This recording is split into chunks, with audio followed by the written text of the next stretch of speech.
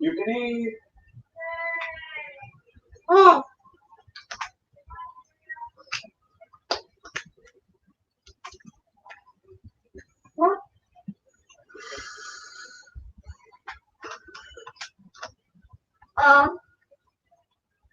Mom? Are you talking, Jelly?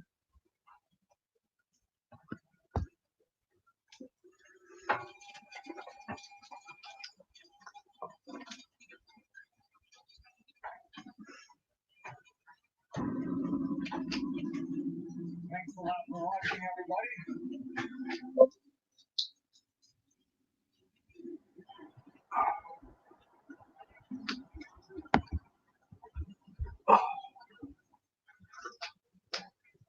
I will see you guys on the next video.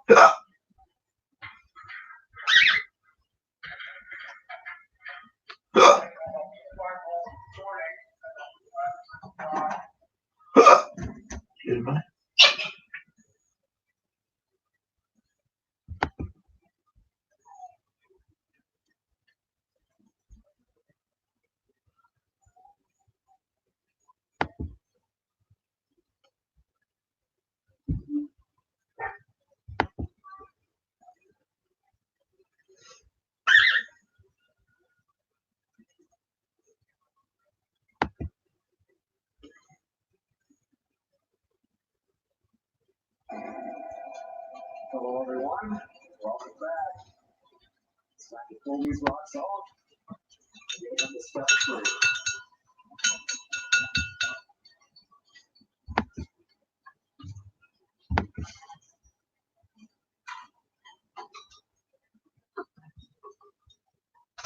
We are actually just about to leave, so I'm not going to be able to do these until this afternoon. But I definitely want to stop the grinding process. I just want to take a peek.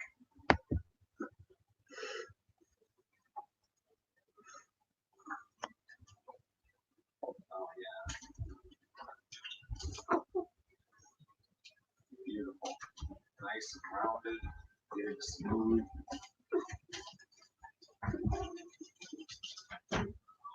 Yep, it's doing just what it's supposed to.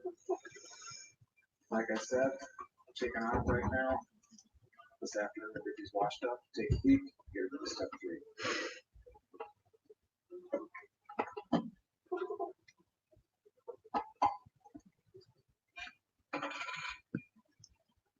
What you looking at, Jelly?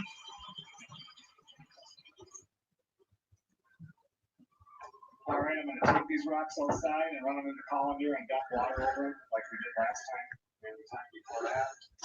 And, but it's really cold out there, so I'll leave you guys in here and I'll be right back.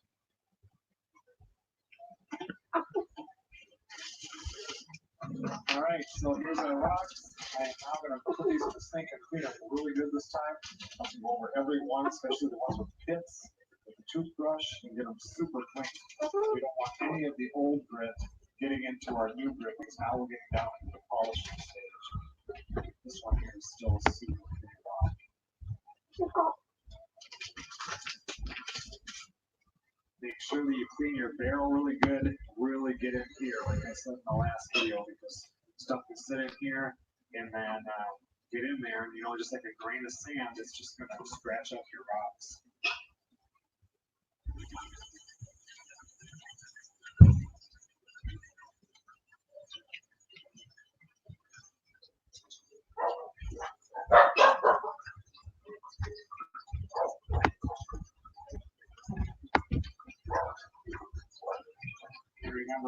you do slurry that gets into your tumbler, do not pour it down the drain. If you do, you're going to be calling a plumber. It's going to dry and it's going to be just like concrete in your pipes.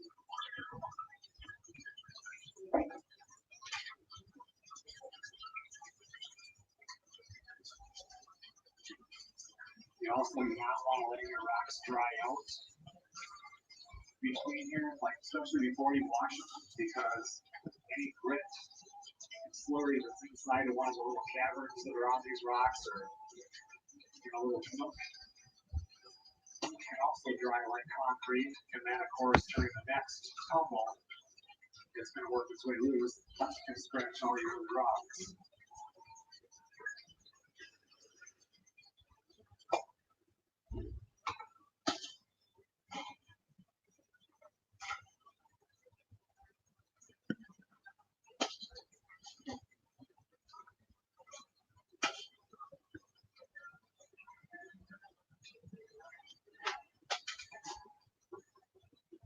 So this time around, we definitely want to add some media in here to get more volume, and it will keep the rocks from hitting against each other. It cushions it. This is kind of weird because this is usually the size that I use. It looks like rabbit feed. And I ordered thinking it was this, and I ended up ordering their large, which is this here. So I'm going to try both of them. The nice thing, if this works good, is that the small ones fall through the colander and it drives you crazy. So I'll put both in. I'll lose some of these, but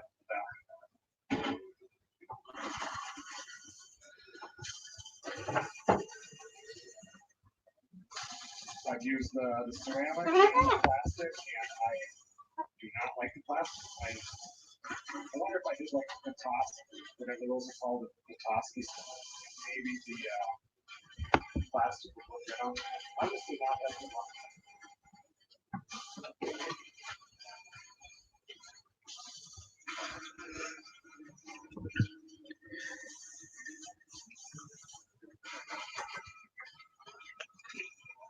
Oh, I may have picked my time too early again. But one of the things I wanted to bring up tonight is one of the people that I've been watching a fair bit, Betty Boo, had to have oh, hello. Had to have surgery out of the blue. She's got a hole in her stomach that's about as big as a tennis ball. They originally thought it was a boil, but it turned into something else, and they don't know what it is. So I ask that you keep Betty Boo in your prayers. She's a lovely lady, and she has a prayer circle for everybody else. And I think she needs one for herself now.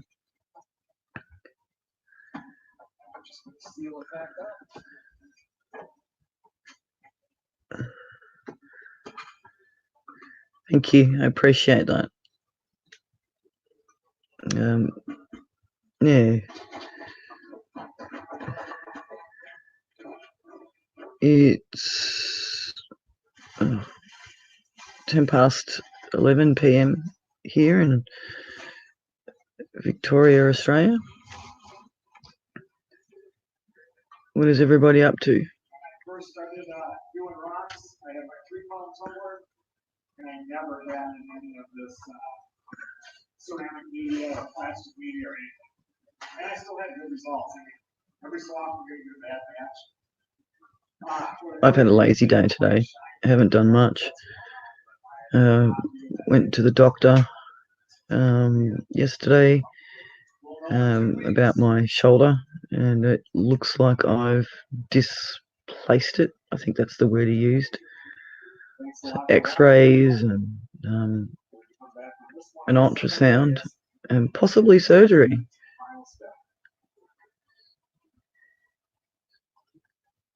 I will see you guys on the next video. That's early. One below right now. Is it Friday or Saturday for you? 18 below. Tomorrow morning it's supposed to be a -30 wind chill, or feels like. And then I'm normally up that early on a weekday getting the kids ready for school. possibly one. And I love my morning coffee. Okay. Why are you up so early on a Saturday morning?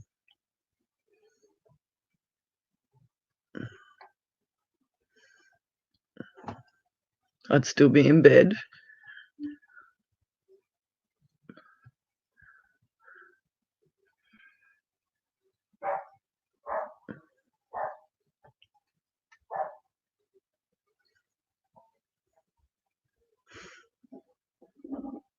I'm not a morning person. I hate mornings.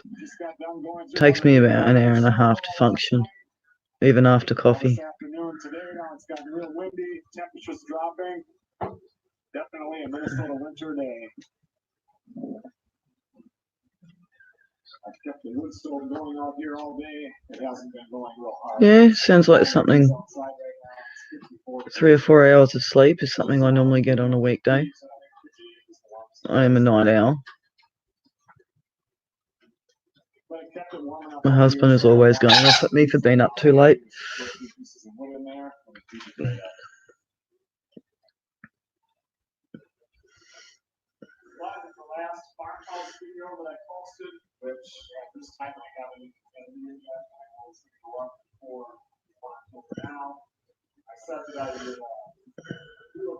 Though sometimes I find after a few weeks of doing that, it catches up with me.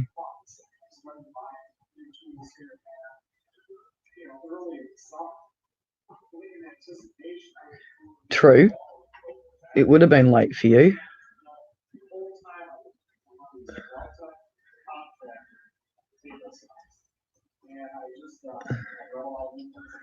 Everyone seems to be having internet issues lately. Like, I don't know, last week it took me 3 goes before I could actually get on.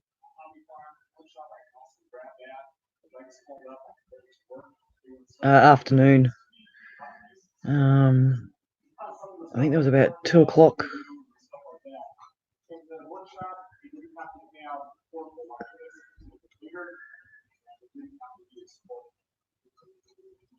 Yeah, it would have been. It would have been about 2 o'clock.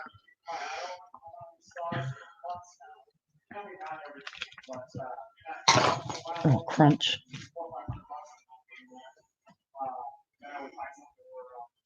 That's PM, not AM.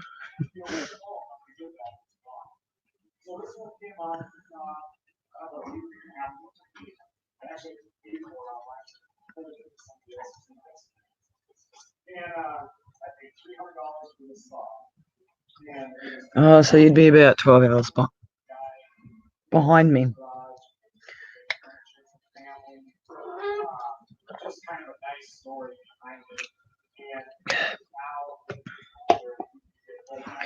It's cold here. It's meant to be summer.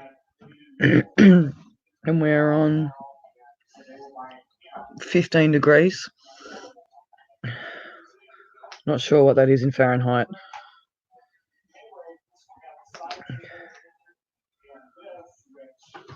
But wherever summer went, it's gone for good, I think. I'm already looking at putting in autumn veggies.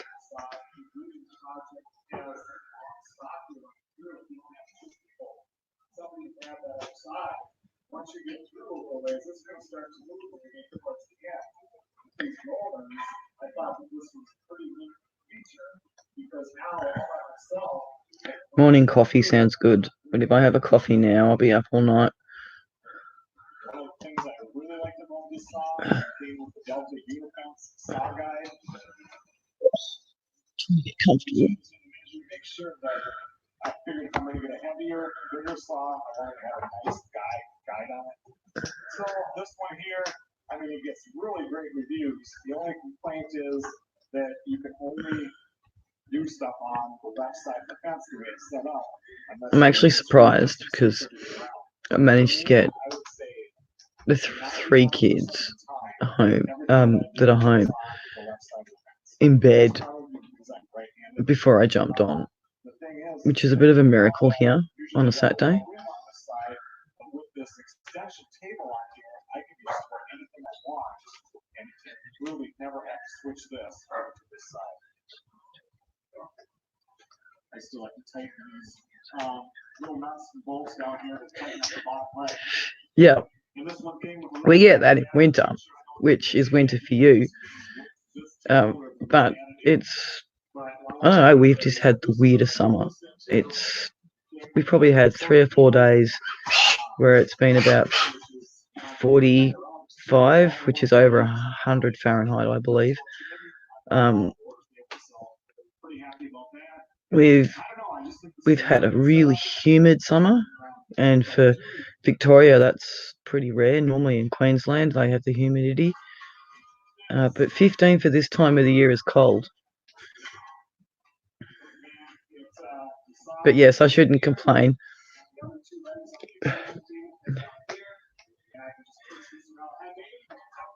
4 boys. I have 4 girls and 1 boy.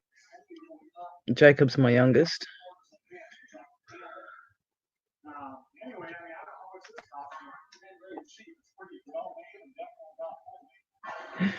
My oldest is 23 and my youngest is 11. Only one lives at home. Sorry. All 4 live at home. My 22-year-old, to think about that, doesn't live at home. She made me a grandma.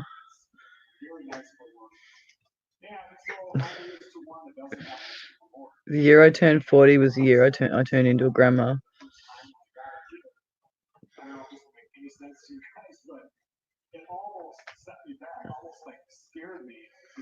I think one of the cats has done a stinky bomb.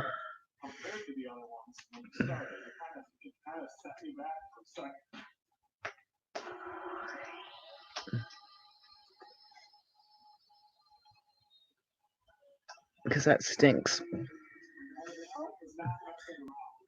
Not that the other ones wouldn't cut your hand off, but this one here makes you think about it right away when you fire it up.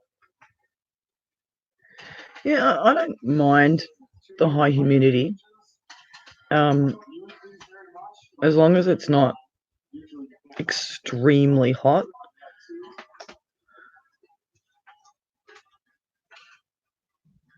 Yeah, it's pretty cool. Darcy's 3. I have, well, okay, I started off with 3.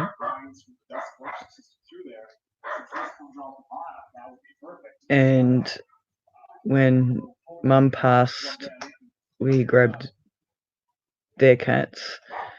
Dad was living at my other sister's place, and then there was nowhere for his cats, so we brought down his 4. Then my daughter got 2. My oldest daughter got 2 cats. Then one of Dad's cats that we brought down was pregnant, so we ended up with 2 more. And then my daughter, who doesn't live with me, had nowhere for her cat. She had to move, so we ended up with her cat. So to cut a long story short, I think we've got 12.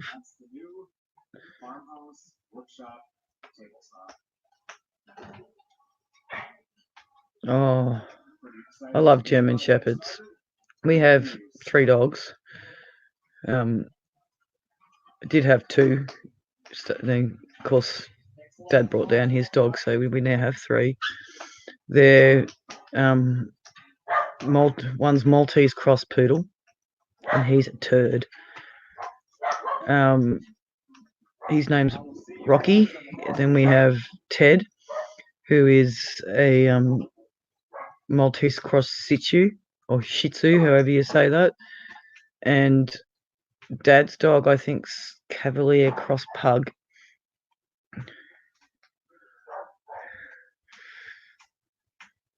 That's not including all the ducks and the geese and the goats and everything else that we have, and rabbits. But Dad's cats came down with ringworm, so no, it wasn't ringworm, it was tapeworm. So we're still trying to get on top of that. It's one of the hardest worms to get rid of. Hello everyone, welcome back. Not a fun worm. And looking at that Delta, they can live in the barrel for 25 to 30 years, and they end up like, I don't know, the screen's probably not big enough, but they end up about that long, depending on the size of the animal. This is a fun conversation. Let's talk about worms.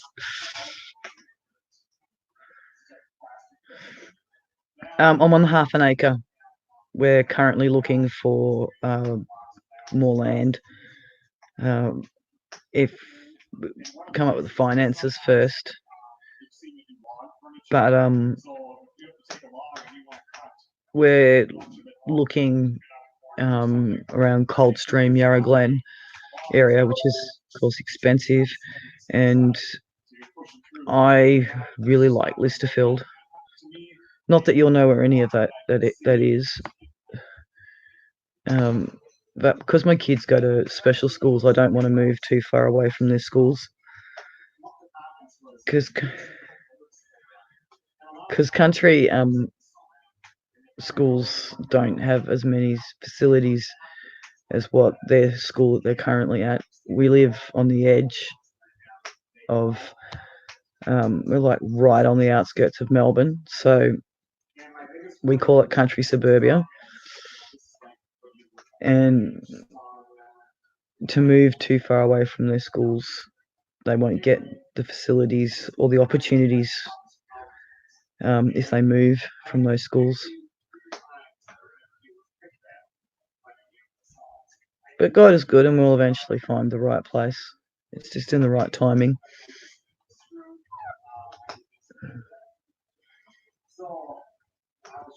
Yeah, we do have a little bit more animals than what we should. I love the goats though. The goats are my favourite. Then it's the ducks and the geese. I used to love chickens, but after having ducks and geese, their personalities are just so much more funnier and out there.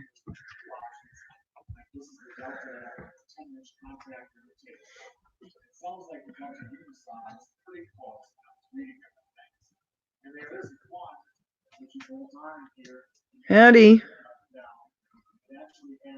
VDD, I don't know how to pronounce. Excuse me, that probably sounds really rude. Is it shout? I'm not even going to try. I'm going to slaughter your name.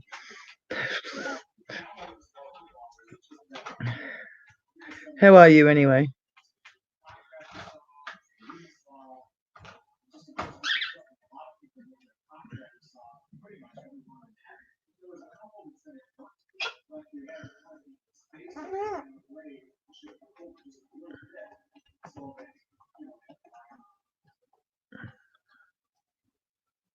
So as I did my research, and then you get all mixed, this way and that way, I thought, what, just throw a video on there.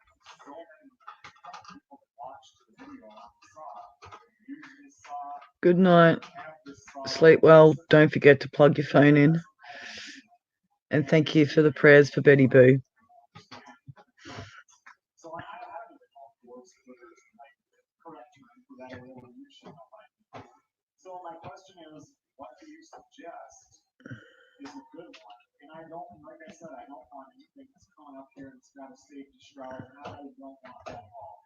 Just something to help with kickback, because the way this is lined up right now, if this thing kicks a board out, misses me, it won't be good.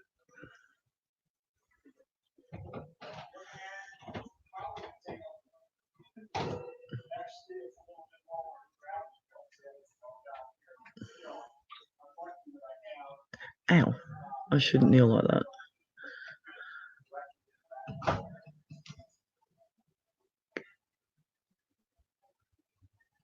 So thanks a lot for watching, everybody. I just want to know what your opinion is. Captain. I'll see you guys on the next video.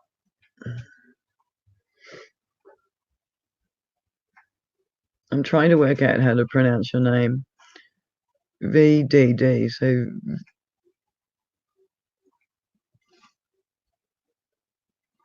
he jumped off.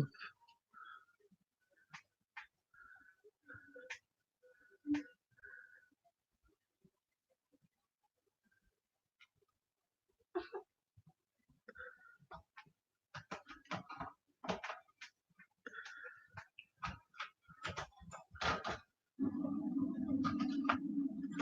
morning, everybody.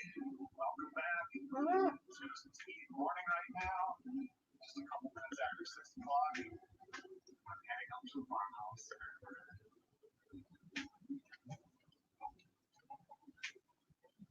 Unseasonably warm, 32 degrees already at this time of the morning. This is amazing. It feels really nice outside.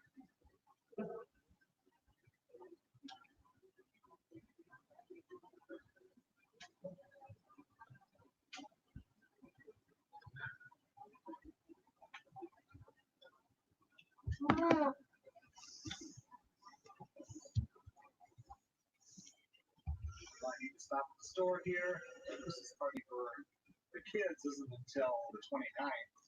So tomorrow Melissa and I are going to do fried shrimp, fried oysters, maybe some walleye. So I pick a few things up here. And luckily at 8:15 in the morning, it's not too busy. Well, I finished up in there. I can't pronounce it, so I'm going to try and spell it. His name is Kerry, and he does the morning show at one of the radio stations here in town. He's actually quite a busy guy. And he has talked about channels on the radio before, so I talked to him for probably 20 minutes.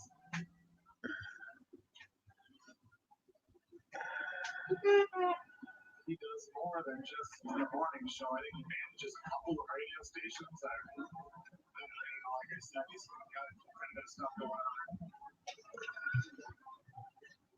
Oh, I'm stuck in my phone cable charger. Oh, no, be quiet.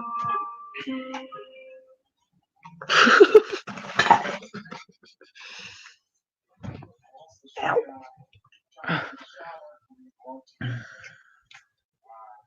sitting here going through, this is some of the stuff we got in the notice. Is that right, Jelly? Got anything else to say?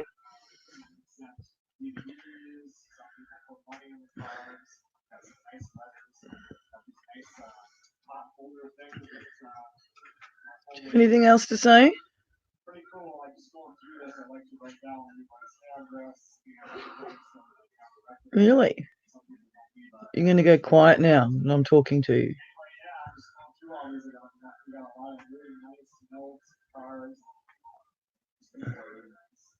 You enjoying that apple? Does it taste good? Here right now, filling up the fuel oil.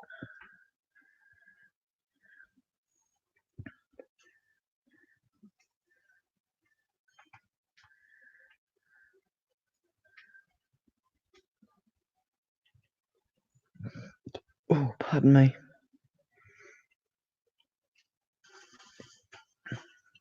Well, I think that's it. I think I'm up to date right now.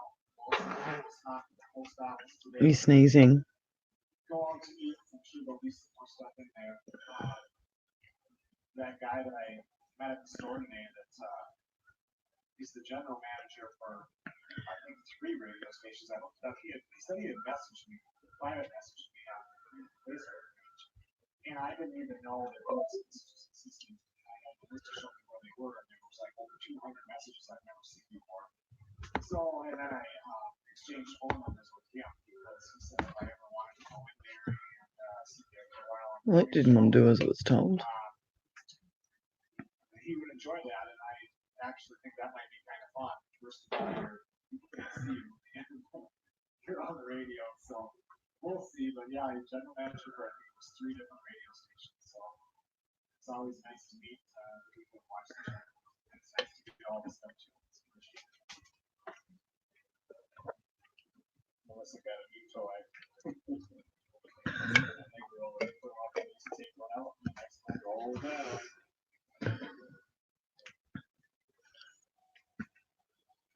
They'll pretty much build up to the top. We'll be good for another, probably about 3 weeks until we call in again. Maybe a little bit more, depends on how cold it's out.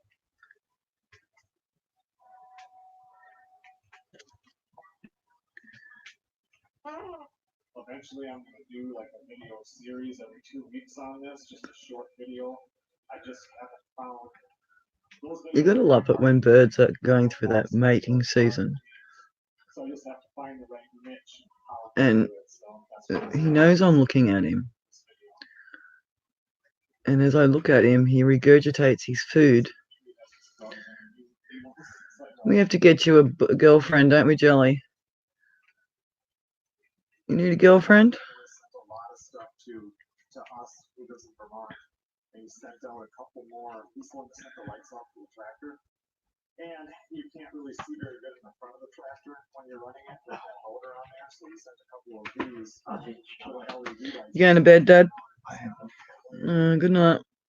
I'll take 2 more Panamax. So when I put the switch, there's light out in front of that motor. So You want to see if you can get the geese in again? Huh? Yeah, I'll have a look. Don't forget to put that plate in the sink. I'm not gonna look. I'll come out in the morning and the cats would have attacked it.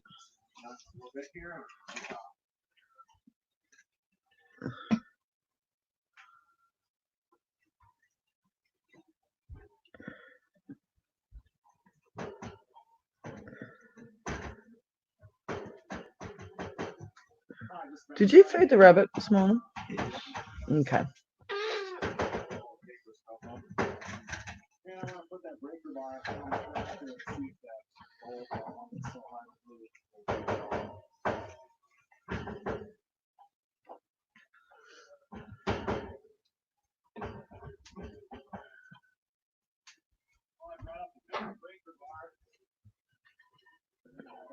You drank a lot of water. It's been warm. Well, I don't know. It's been what, 25? You drank a lot of this.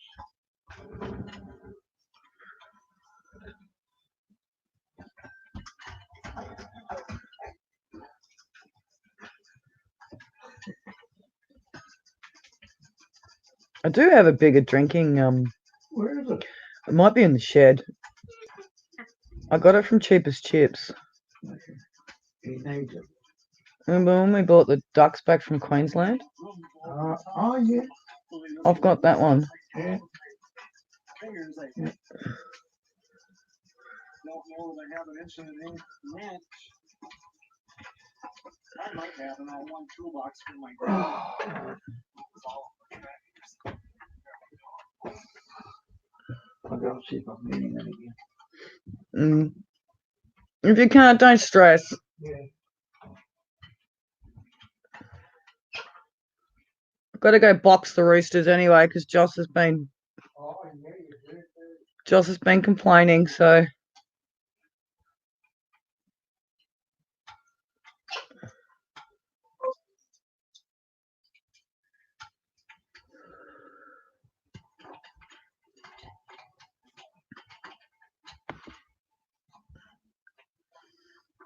I still haven't heard from Cancel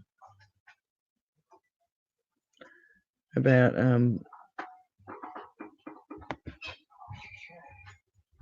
the goats. Where's Tom still outside? He's all right. I've been in and out, and he doesn't want to come in. See what I can do with this goose. Just if you have to open up the cage Yeah. I will. to let him in, then let him in. And I'll go out and feed him before I go to bed and box the rooster Right.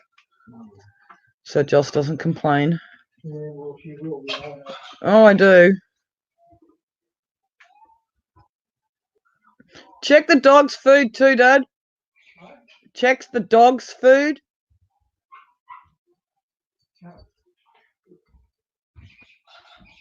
Check the dog's food. Yeah, I'll do. You deaf person, you. Yeah, I'll keep pulling the food out there.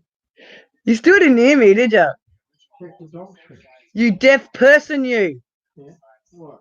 I got your hearing aids so you could bloody hear. Put them in. Yeah, I will. Can I say it again? No. You said check the dog's food, didn't you? Yes. And then I said you are deaf. Put your hearing aids in. But I said I do every night. Okay. Clean the shit out so that don't know where the hair comes from. The hair, Yeah. they're molting. I know. Why do they get all the hair inside their bloody food? Who knows? They're animals. Because the weather's been so asked about, Yeah. they're starting to molt. Yeah. You're not wrong. Same as the chickens.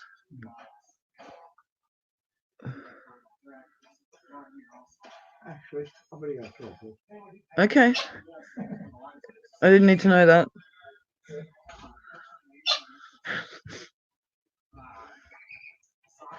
Don't need to know the body functions of my father.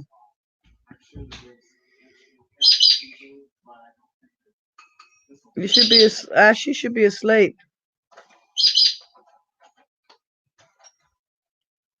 What do you hear that makes you chirp?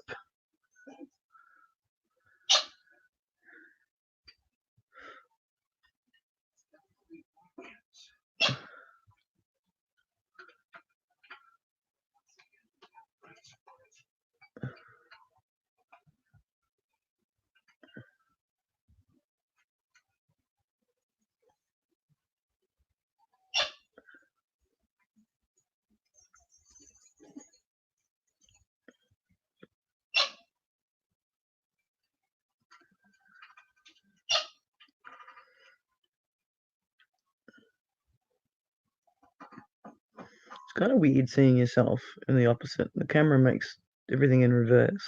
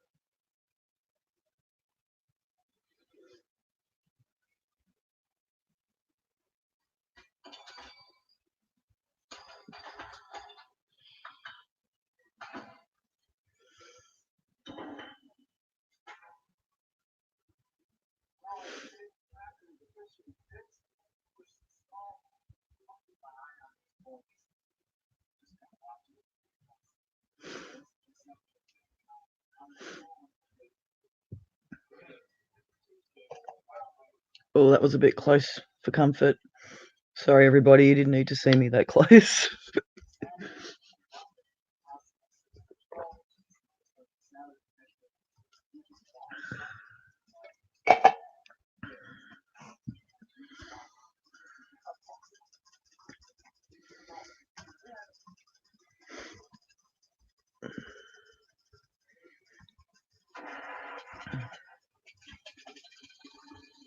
So tomorrow, my aim is to clean my kitchen. We have an overabundance of fruit and veggies at the moment, and I've got to get the dehydrator up and going. So it doesn't go to waste. Some of it already has gone to waste, but I guess the chickens and the ducks are eating it, so they're not going to waste. Because it sort of comes out in their eggs. Not that we're getting a lot of eggs at the moment, because even though we're just at the end of summer, our weather has been so asked about that normally they go into a molt. Oh, not until the end of next month, really, or even the middle of next month. And they're doing it already. So at the moment, we've only got duck eggs, and most of the ducks are sitting. So I need to get onto dehydrating and preserving some food. Need to send some ducks to freezer camp. And possibly a couple of roosters, because we currently cannot have roosters. We're not in an area where we're allowed to have them, which is a bugger because I miss the sound. This morning was the first time I heard one of the new so-called chickens crow, so it definitely ain't a chicken. So it's gonna have to go to Fraser Camp, or we'll find somewhere for him, but it needs to be done in the next couple of days because I'm still waiting on the council to tell me if I'm allowed to keep what I've got, and I don't want to, push the boundaries at this stage.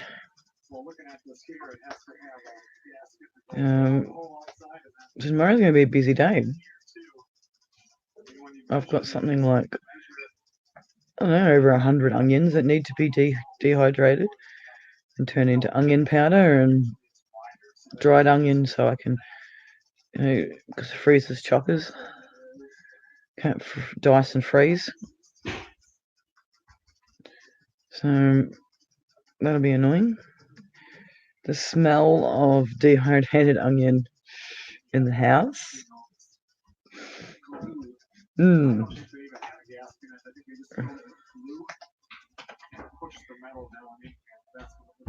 It's a bit potent. I think tomorrow we'll bring the tractor over here. We'll put some chains around there and have one tow strap. And we'll get it off the trailer. It's a bit like garlic. When you dehydrate garlic, it's a little potent too.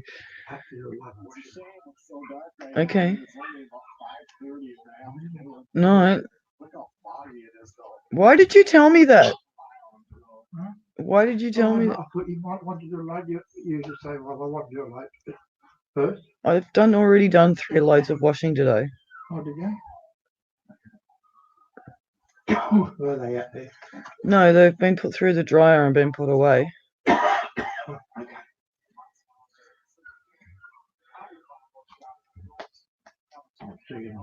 Have fun getting that geese in. Can you cover her up? Or he up? Yeah. So he doesn't think it's daylight. Thank you. Is he eating my scarf?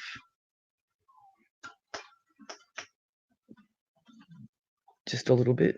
Do you get daylight from there? Yeah, he sticks his head through the hole. He's a cheeky bird. Doesn't matter what you put up there, he's going to chew it. No.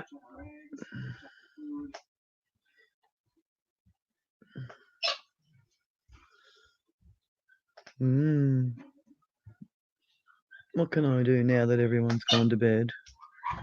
What mischief can I get up to?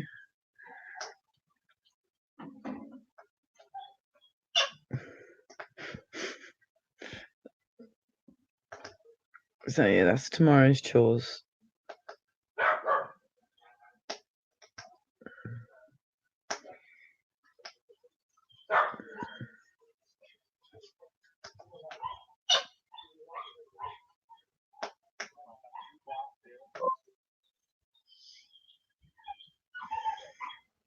I don't know if you can hear the dog complaining in the background.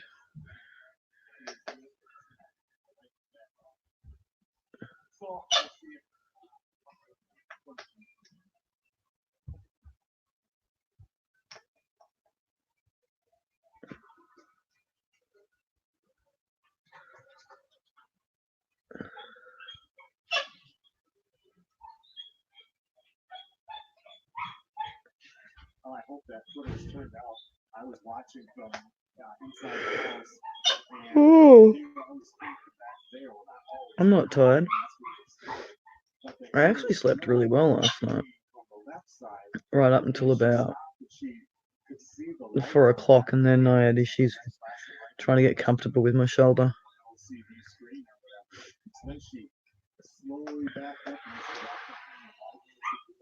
Which I should find out in about a week on what they want to do with that. They want to do surgery or not.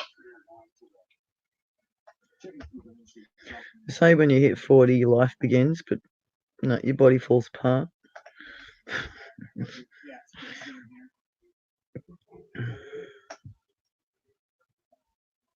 Well, it's about 8:30 at night. Melissa and I were just in there watching a show on the history of gunpowder, explosives, and stuff. It was pretty interesting.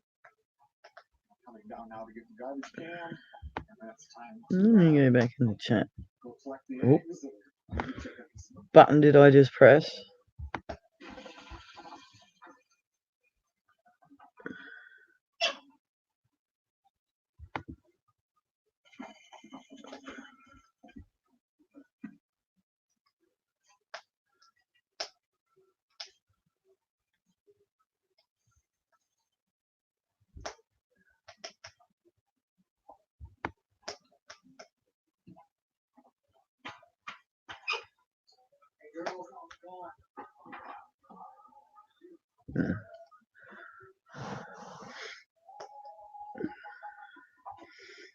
So my plans for the chicken coop this winter, Oh, we got 4 eggs tonight.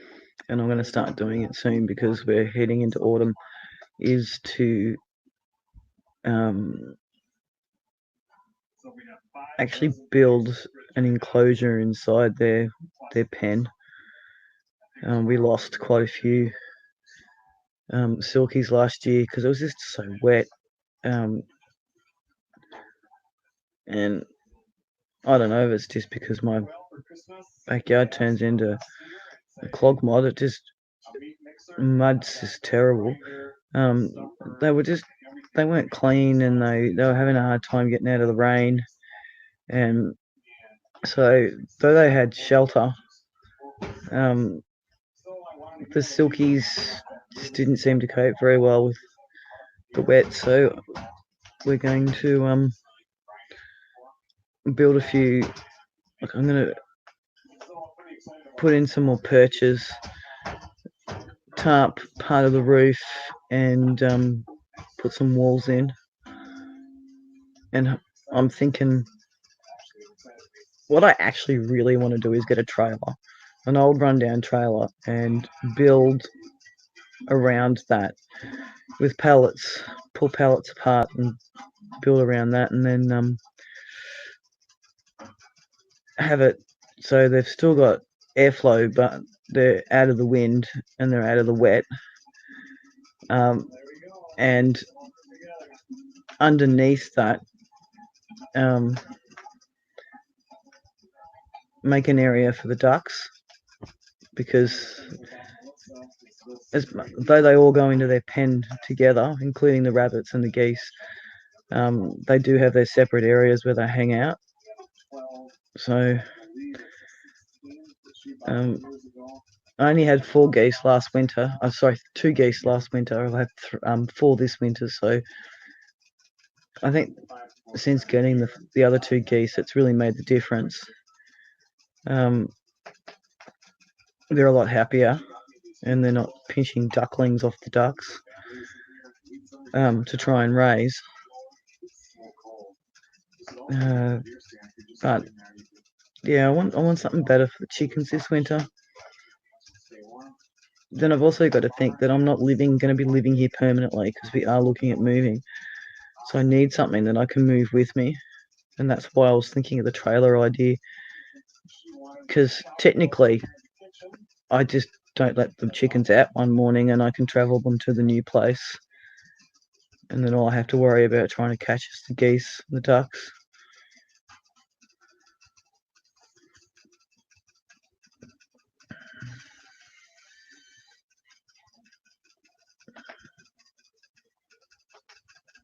And the goats, well, I don't know, we put them in the car with us, but Harley is not a small goat anymore, and he does have horns, so I can see that actually becoming a bit of an issue. So I'm going to maybe hire a horse float, or even buy one if I can find one cheap enough. It doesn't have to be in good condition, you can always fix them yourself.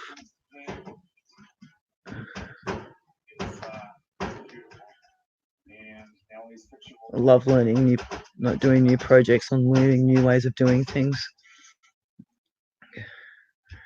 If Dad doesn't get in his caravan soon and fixes that up, maybe I'll turn that into a chicken coop. We'll see what he's going to do about that one.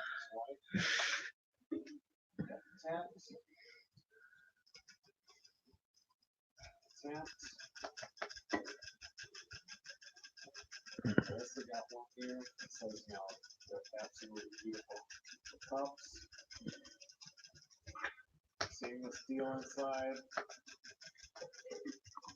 Really, really nice.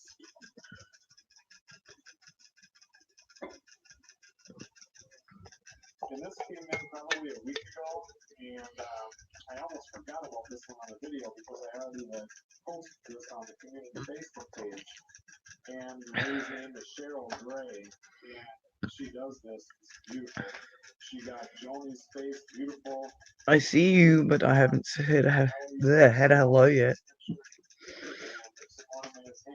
So hello, whoever you are. Absolutely beautiful.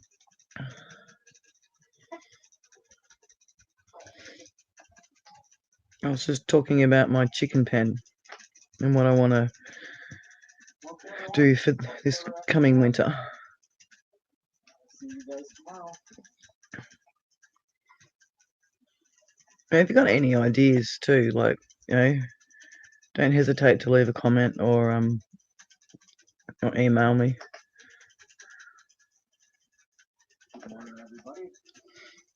On anything you've seen that it has to be mobile though, because I need to be able to move it out. Because when we do move, I have to pull down my shed too, and that'll be fun. Pulling down my shed was a bugger to put up.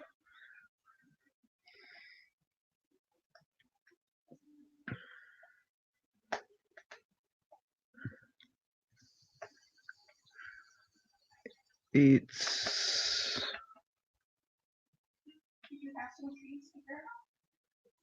10 foot by 20 foot maybe size shed. I've probably got that completely arse about. I just know that when we measured it and we said yes, it'll fit on that concrete, we realised that it was actually about 2 feet too wide. Oh, pardon me. I'm burping at yous now. I'm always telling my kids to use their manners, and where are mine?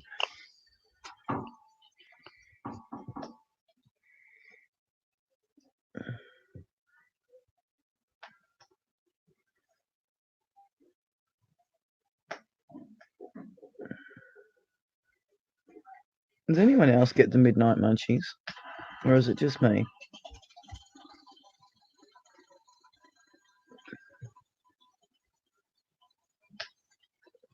I could do with some CC's or Doritos with hummus right now.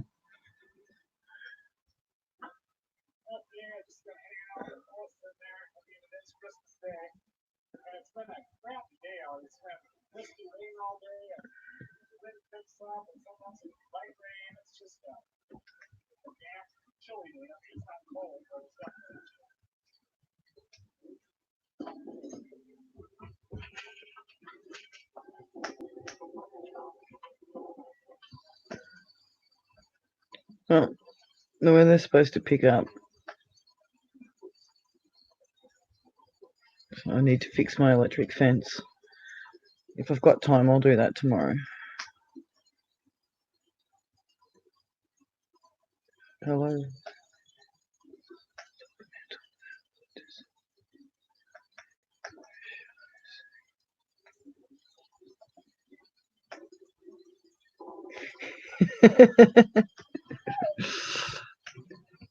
You know, mental health and disabilities, I would not say is actually a disability. In a lot of ways, I think if we handle them in the right way and don't allow them to take us over, they actually become very character building.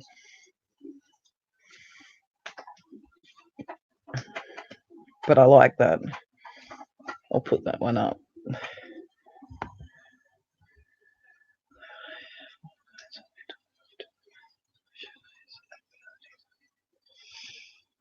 I would be very happy to get to know you.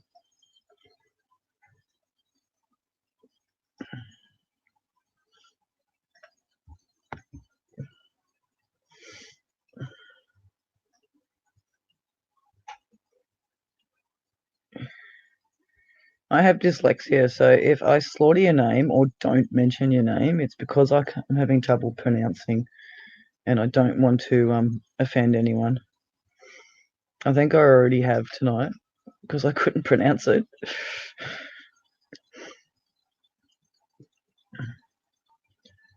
So what mental health disabilities do you have?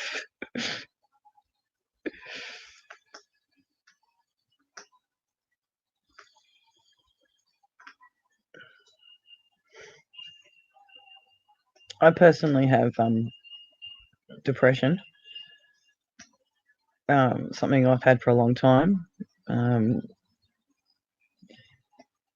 and I have my ups and downs like everybody. My husband has what they call gender dysphoria, I think that's how you pronounce it, and depression. I also think he has bipolar, but trying to get that diagnosed through our mental health system is just stupid.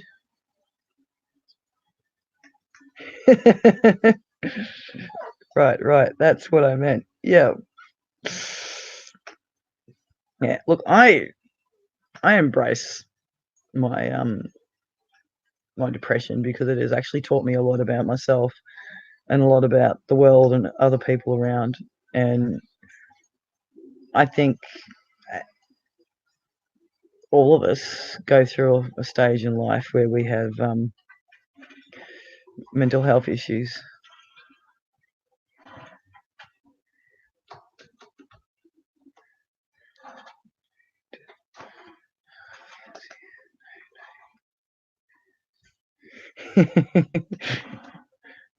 I have dyslexia also. I think it's actually cool because I can read things differently and still understand what they mean. People kind of laugh at what I read.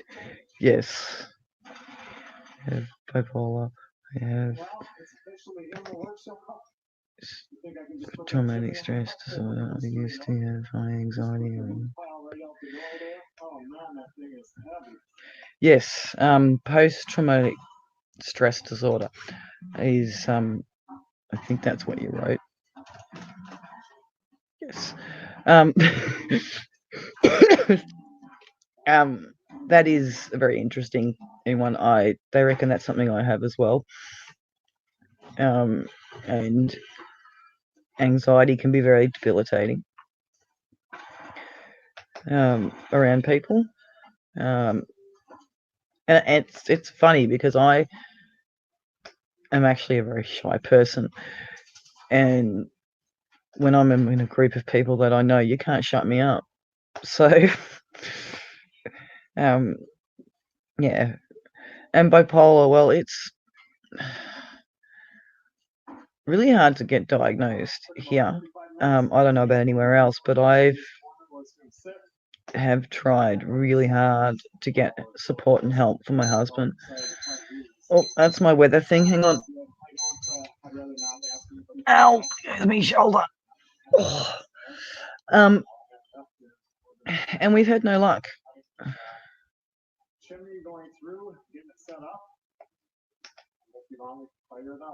That's very true. Sometimes people with bipolar do get diagnosed with schizophrenia, and it is stupid because schizophrenia is very different. Very, very different. That's my bird, or one of my birds in the background, attacking their bell. But I think our mental health system is very broken, and there's not much support out there for a lot of people. Um, sorry, my computer's going nuts. And again, Chickens, pull the eggs. It's just about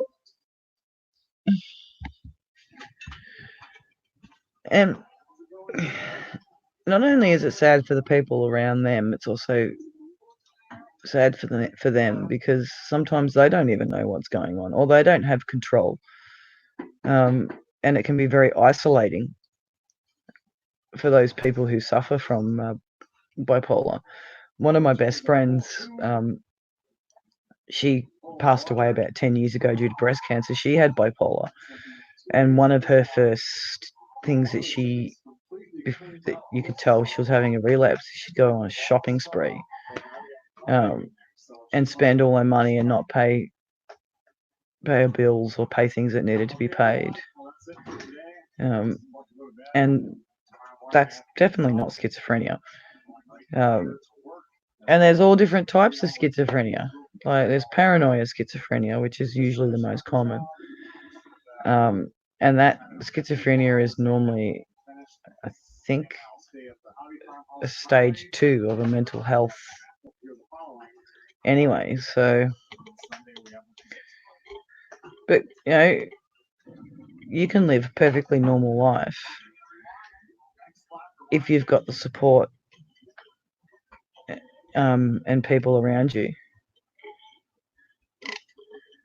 that are willing to help.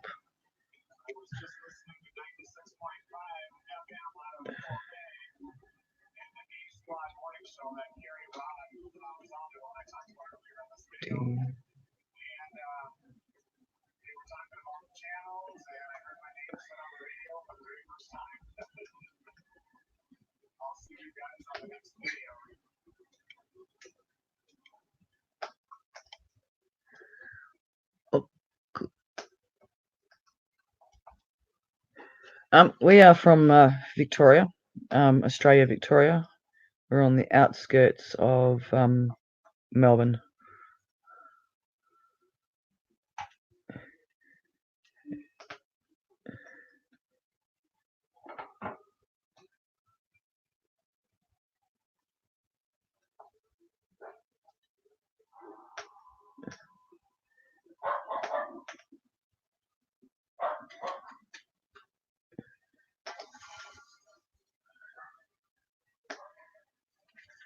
hello everyone, welcome back. Today it's lunchtime here. It's not lunchtime yet, but lunchtime is coming up. And we're supposed to be having summer, and it's not.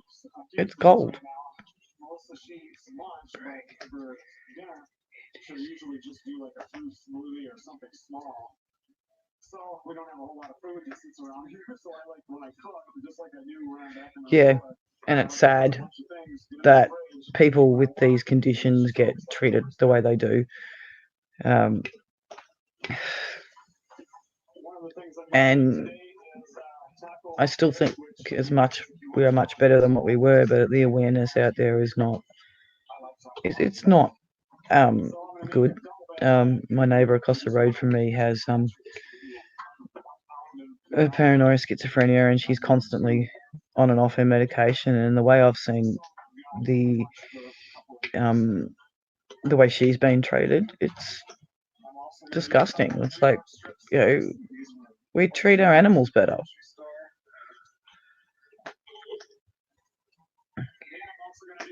And the people that live with these people with these disorders who aren't treated properly or medicated properly or diagnosed properly also suffer because there's not enough support.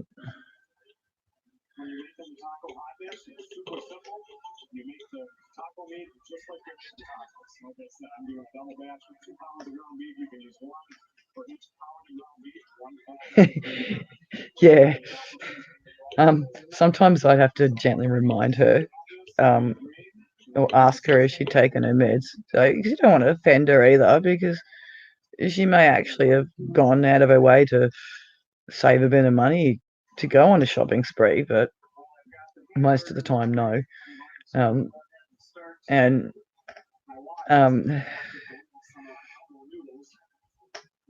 sometimes her daughter would come to me and say, you know, I need you to help here. Because you know, her daughter was young, and if she ended up in hospital, then she would have to live with her dad or with friends, and so it affected her as well.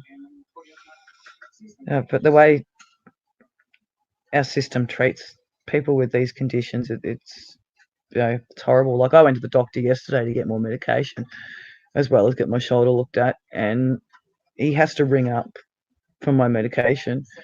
And I love how they go with major disorder, with ongoing with an ongoing condition. Like, I'm just, I don't even like using this word, but like I'm some sort of, I don't know, moron, you know, like.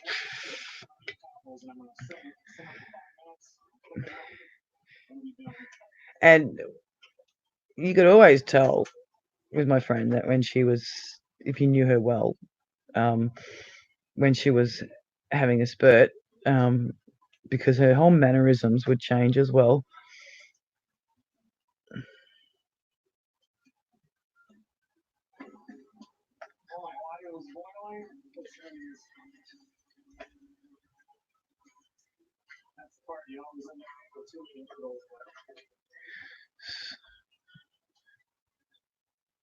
That's okay.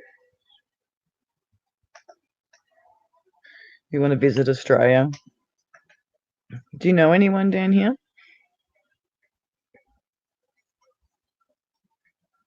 Is that in Fahrenheit?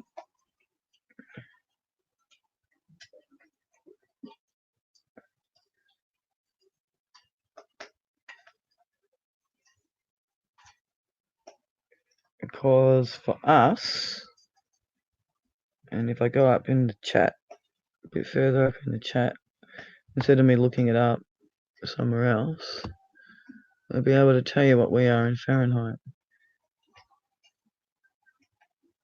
We're 59 in Fahrenheit at the moment, which is cold for this time of the year.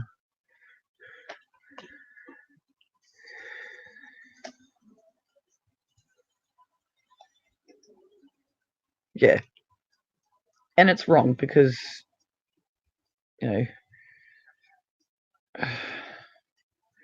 the other thing is too is that we don't have the facilities to, well, the government hasn't put enough money in those areas for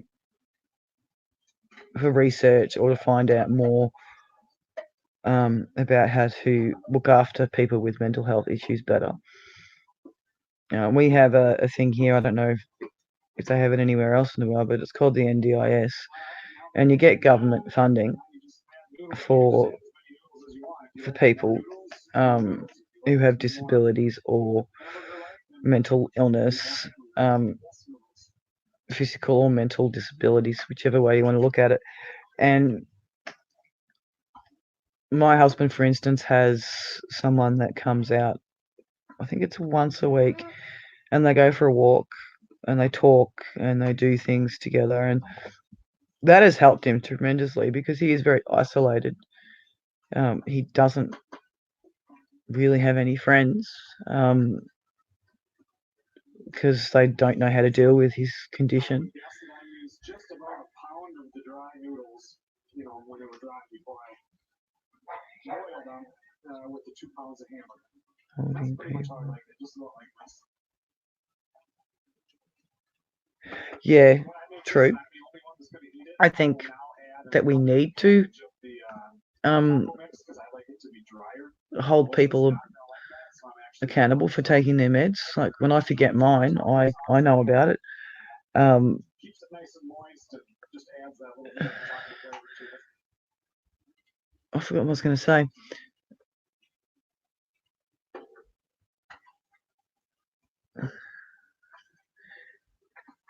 I think we do need to hold people accountable for taking their meds, but I think also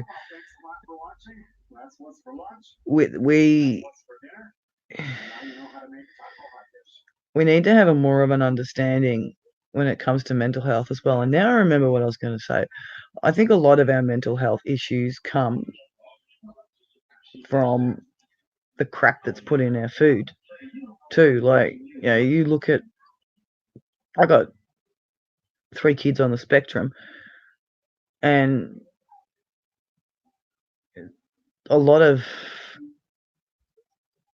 keeping them where they're meant to be and fit into society comes down to what I feed them as well. Like, a lot of preservatives are put in our food now.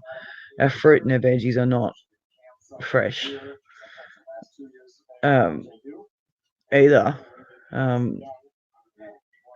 So how long, like, God put these things on the earth to keep us healthy, to keep us in check, and then we're going and changing things genetically, and like fruit and veg genetically, so we can mass produce. In the meantime, our little farmers are dying. And what we feed our cattle.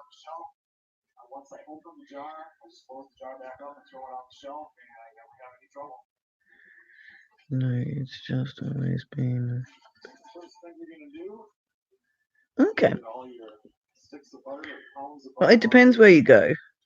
In Australia too. What area do you think you're looking at?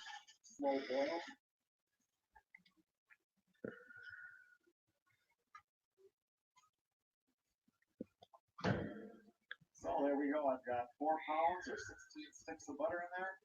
Just going to slowly let that all melt, and then I'll show you. We're going to bring it up to a little bit of a boil. We're going to let it boil until it kind of boils.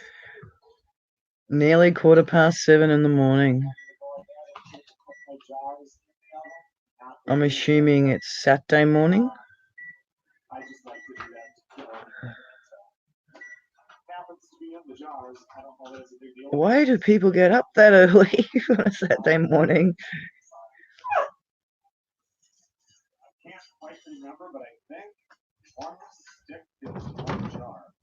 Anyway, we're going to start with 12. I've got plenty more jars sitting in the other room. I can throw those in the oven for a little bit. So we will have enough. People worry so much about refrigerating. Hello. You think back to when, I don't know, when I was a kid, butter never went in the fridge. It always just sat out on the counter. So this is just no different than doing that. I need to get a map of the world so I can actually look at it. They'll last for a very long time.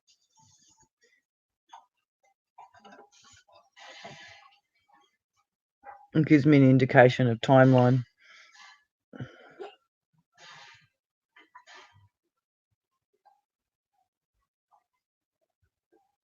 Well, this has been simmering now for, I don't know, 15 or 20 minutes. And at first it's all that white foamy on top, and now it starts, as it boils, it all kind of mixes together. So like I said, Pennsylvania. So it's fairly, it'll still be yellow, but it'll be clear. Is it cold over there at the moment?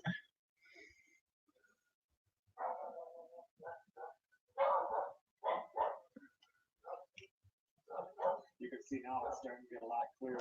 Some of this stuff, after a while, you grab another kind of spoon and scoop off the white stuff that doesn't, that foamy stuff. You can see that those chunks in there are starting to liquefy.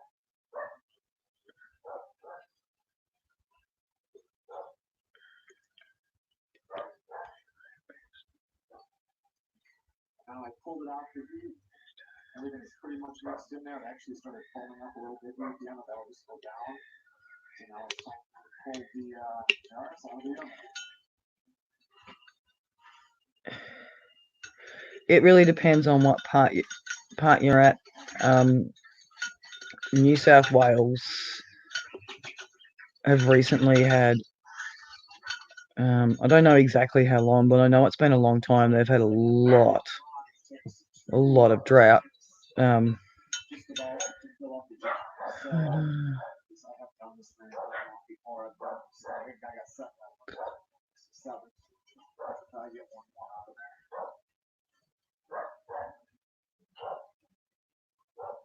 Oh, I hope she's okay.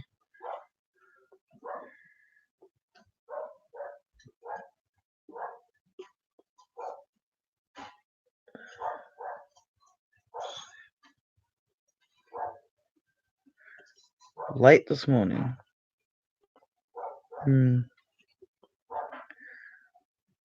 So yeah, as I was saying, it really depends on where you go in Australia, on where there's a lot of water. Queensland gets a lot of water in its wet season, but again, they can get some pretty nasty tornadoes going through.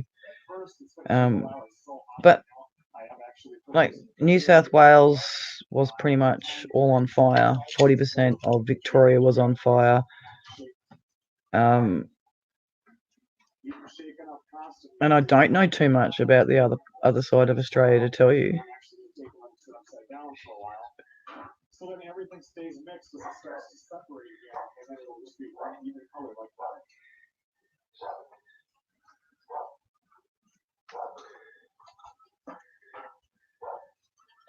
Because you guys are in the middle of winter at the moment, aren't you? Or coming into out of winter into spring. Shake this, 15 minutes ago? 15 minutes ago. So when it does harden, it goes fast. So.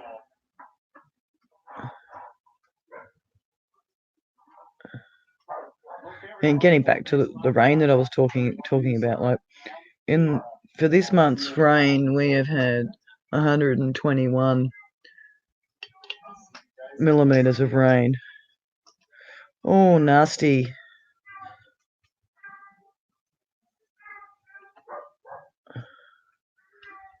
That's not good. In her arm, or like in one of her arms or hands or ankle.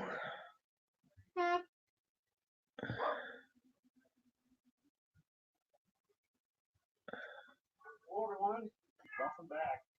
Just got done building those campfire chairs. Interesting question.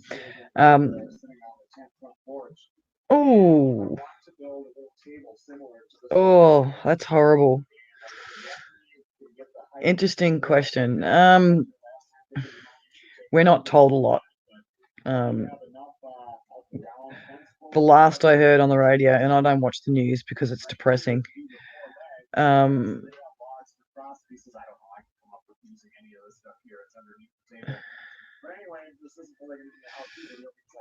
Ouch. There was 100 Australians on a ship that were being kept on that ship for 14 days, and then we're going to be moved back here and put in for another 14 days. I believe there was 300 Americans on that as well. Mouse, what is your issue? Mouse, what's wrong? Sorry, my cat's chucking a psycho. Hang on. I'll be back in 2 secs.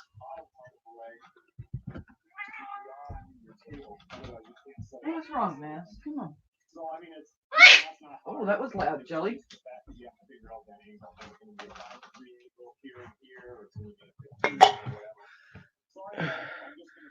I'm not sure what her issue is. But I know there's a lot more going on than what they haven't told us, too, when it comes to the coronavirus, because 25 kilometers away from me, there was a family that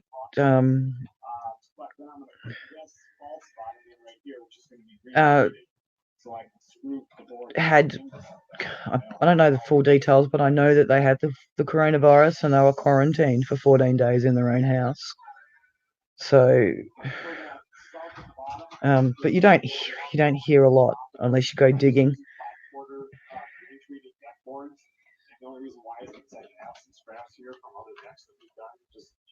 It could be. I don't actually remember exactly where the ship was, but I remember hearing it on the radio. And I've probably learnt more about this virus from one of the prepper stations that I watch. That's from the UK than I do from my own. they don't want to cause panic. But like, yeah, it's really comforting when you go to the supermarket and you've got people walking around with masks on. Real comforting.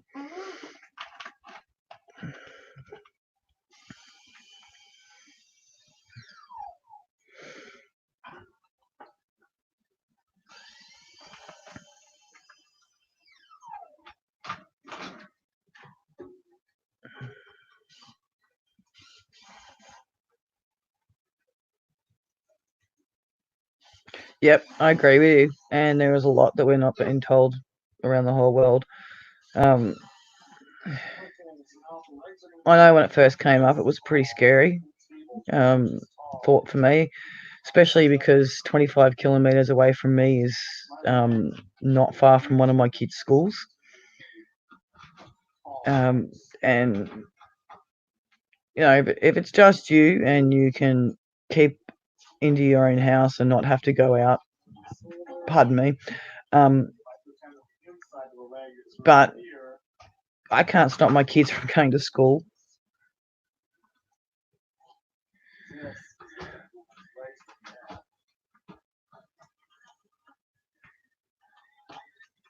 So now I can take and put my speed square right here, with this line here, right straight.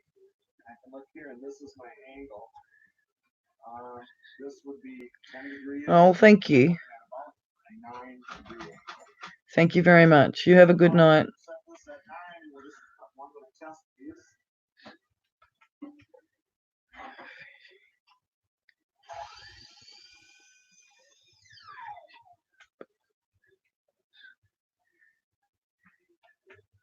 And you can see right there, that's pretty much perfect. Yeah. And is that right, Jolly? That's my eclector bird, or eclector parrot. Yeah, like, you know, my father lives with me, and he gets hay fever, but we also go to community meals.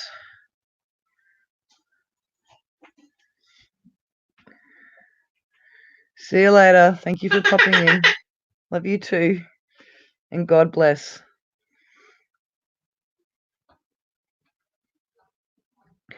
And yeah, we're around a lot of elderly, we're around a lot of different people, and it has passed my mind on, like, he started to get hay fever, really bad one, probably about a week ago, and it crossed my mind. Well, hang on, we've been out to these meals. Has he picked up something there? And you don't know half. This is the public. You don't know where they've been. You don't know if they've been on holidays or if they've come back or if someone they know's been. And it's a scary process because there is no vaccine, and they reckon they're going to find one in 12 months. Well, it could be too late in 12 months. And now what they're trying to tell us, well, I don't know. They're saying that it's man-made, where originally they said it came from I think they said China was eating bats because they have a pig crisis out there. Well, I know they did a few months back. I don't know where we're at with that at the moment. I haven't looked. But I know a lot of Australian beef was going to China because of the pig crisis they were having. And I know that it's affected how much our beef is at the moment. Now, we've been through drought. We've had a lot of farmers who can't even afford to feed their own stock, let alone supply meat to overseas.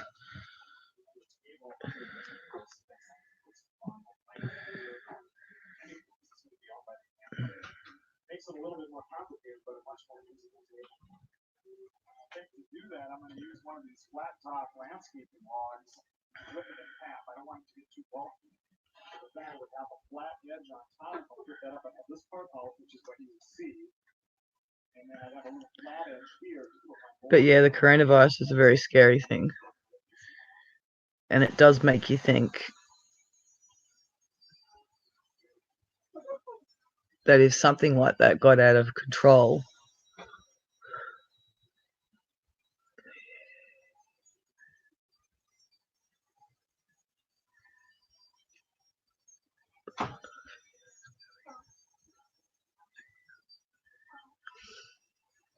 I can't actually say that that's something that I'd want to eat myself.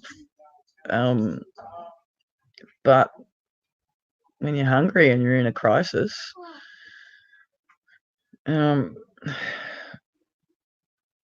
but they also eat dogs and cats, so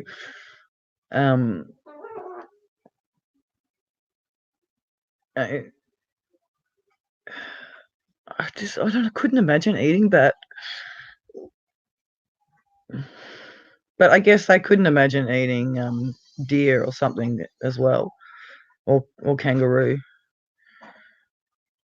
The same thing when I watch hunting videos sometimes when you know they get a like a beaver. Like I couldn't imagine myself eating beaver. Doesn't sound very appetizing. But if I was at a crisis point and a beaver was there and I had to kill it and eat it, I guess I probably would.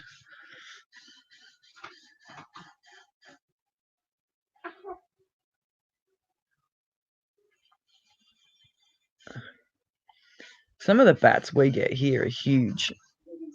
They're like 100 centimeters long.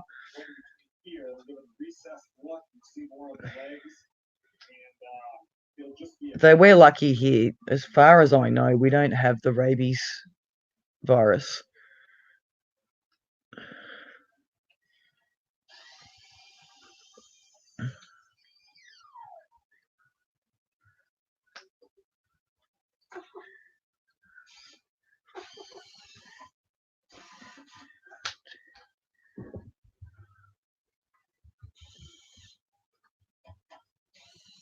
Yeah, I agree. I agree.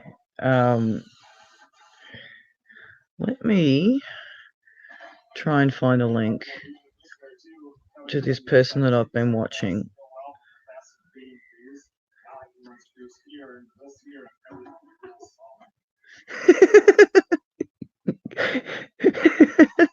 I don't think they're meat bats. I think they're fruit bats. But yes. Oh, the pictures just went through my head then. This bat trying to go off with a chicken. Instead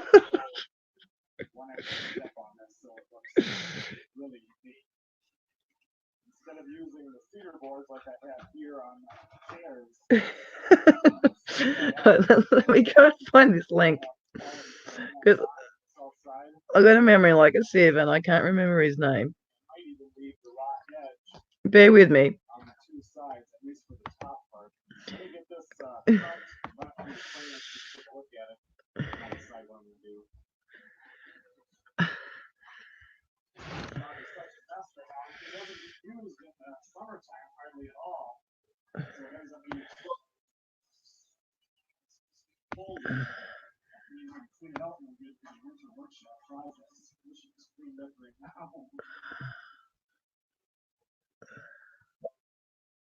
Now my computer decides to go spastic.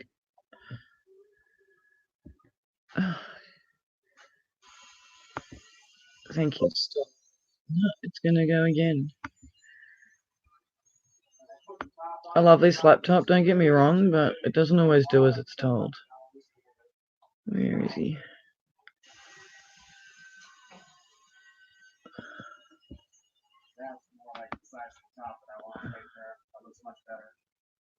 You may already watch this person.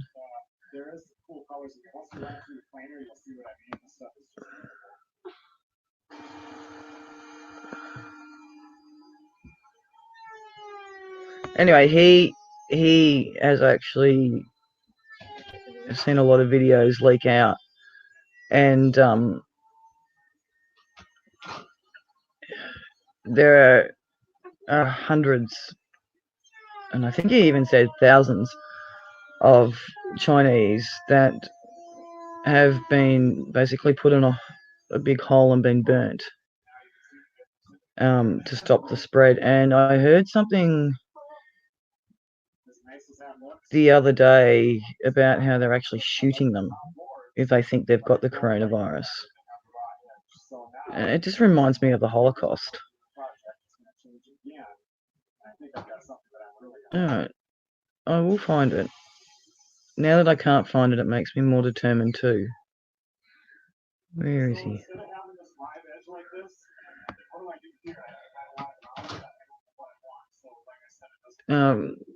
And where is the value of human life?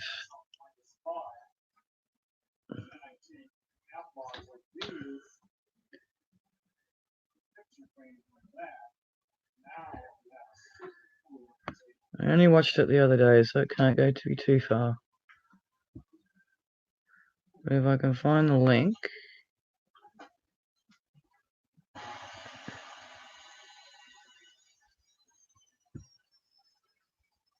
Oh, all sorts of stuff's coming up now.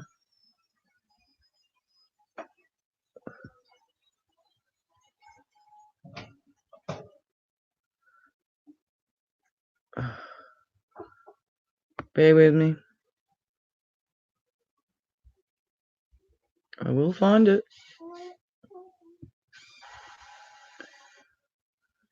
Why don't I search for it?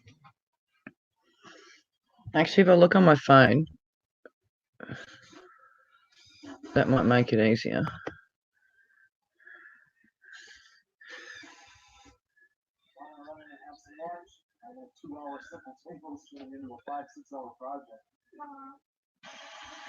Oh, yeah, you had the tiny little fruit bats.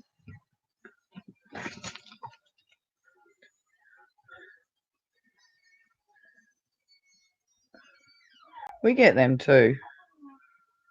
But where I am in particular, they're huge. Absolutely huge. My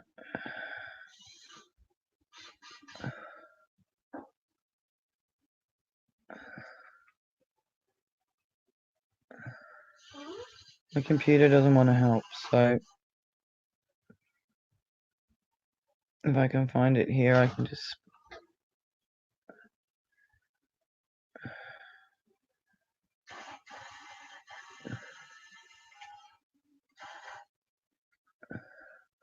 Let's go into history.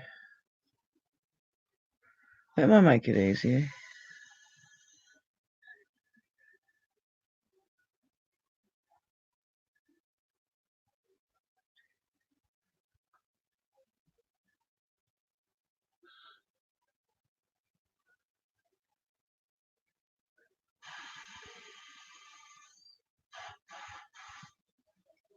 Okay.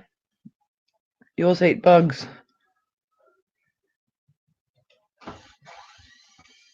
I have heard, it doesn't happen specifically where I am, but I have heard that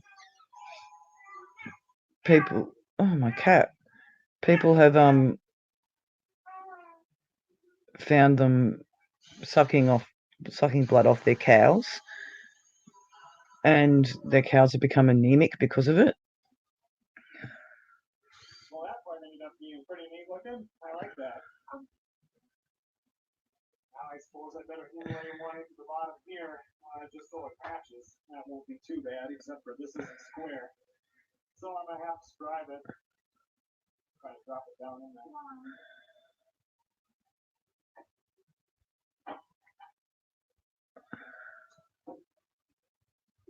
Now that I can't find this, it's driving me nuts.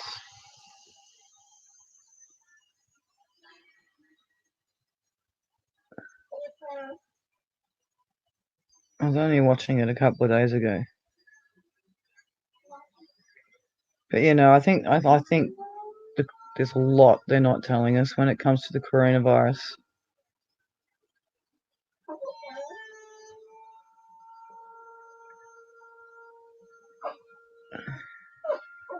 And my understanding too, which is something that kind of shook me a bit, was that if you look back in history, I think it's 1820. There was a plague. 1920 there was a plague. And 2020 now we're having issues with the coronavirus. And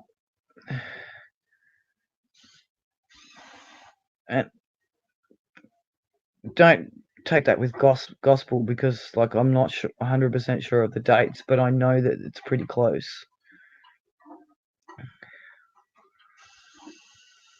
I will find you. Shows how much I watch YouTube. I don't watch normal TV. I find it depressing. Ah, there he is. Alright, I'll write his YouTube name in the chat. And because I'm dyslexic, this will take me twice as long.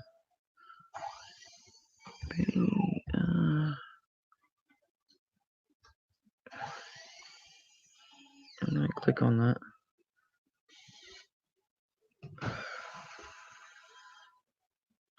Hey everybody, welcome. I'll pause that. Just makes it a bit bigger so I can actually see what I'm doing.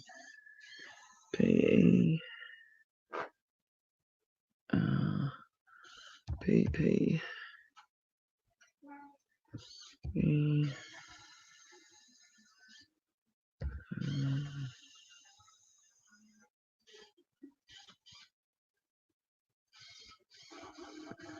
and I might even bring him up.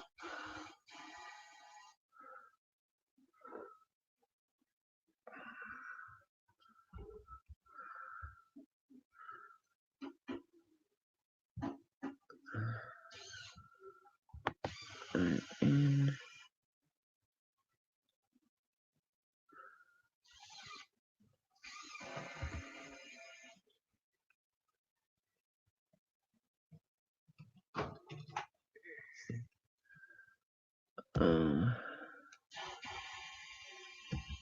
it's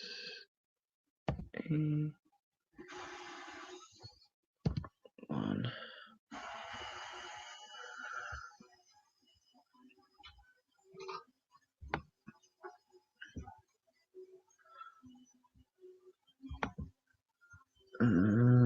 Copy. I'll do it this way. Where am I?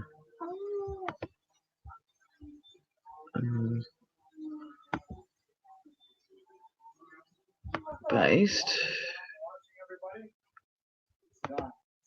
This might help me bring up his.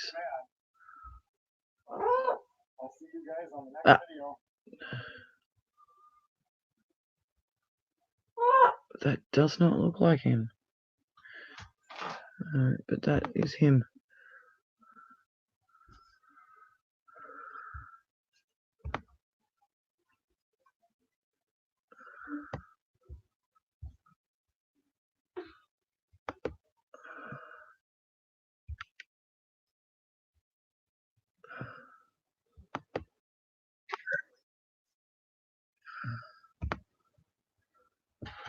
Get his link and I'll copy it.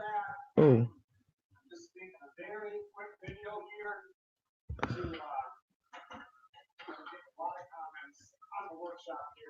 I'm not sure what just happened then, but anyway. No, that's not what we want. Thank you.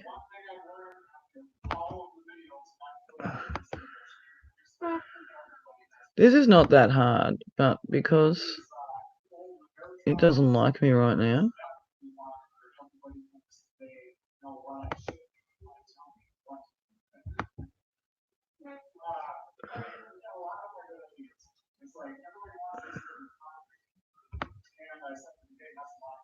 This is.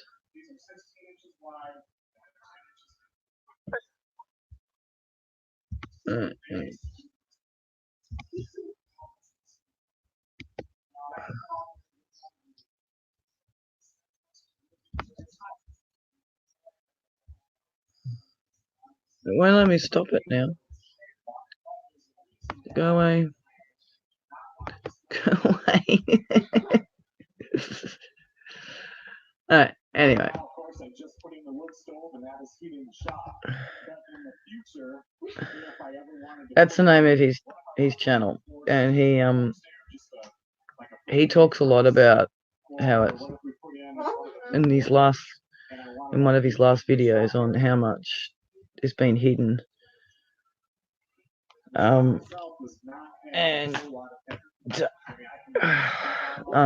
how many have been basically burnt, and the things that leak out, and I just find that it's, they don't want to create panic, I get it, but it's still really scary. And having this open, I could run heat runs in here. If I were to have a four-stair furnace, I could run heat runs and have the registers come up through the floor. Same thing if we were you could run all of the insulated lines through here, pop up in a corner with a radiator. Oh, good. Okay. And another reason is for electric. If I want to run something electric, I can run it through here. I could actually have outlets. Like, I actually find him quite informative. Like, he actually gives me more of an insight of what's going on than my own media does. And he's not even anywhere near my country.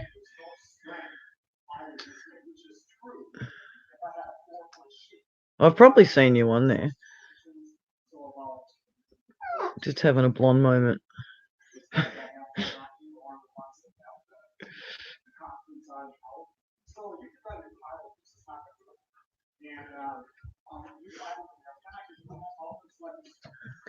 It wouldn't let me copy his link though, so that's annoying.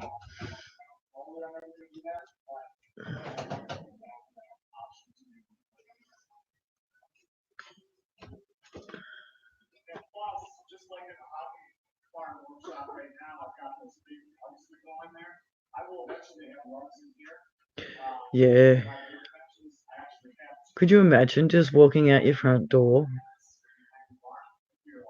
and showing symptoms, and it's not that? How scary that would be. You're right, they definitely do things differently over there.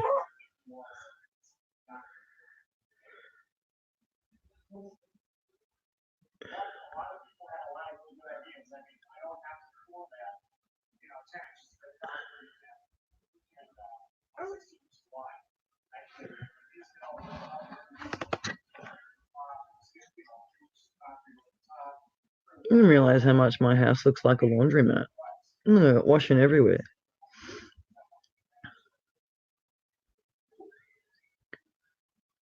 Well, at least now I have a video that I can upload, so when people ask the question, I can just copy and paste this. Another reason is I got so many comments on that last video when I was doing stuff on the floor, and I already have the following video. Yeah. It's already been edited, it's uploaded, and it's sitting there, I just haven't even published it. So I wanted to throw this one up first because I think the name of that one is something like More Workshop Floor. So I kind of wanted to get this under control so I don't have to keep answering comments. Yep. And look, something I've been growing my own fruit and veg for a while. I grow my own white meat. I grow chickens and I grow ducks. And I haven't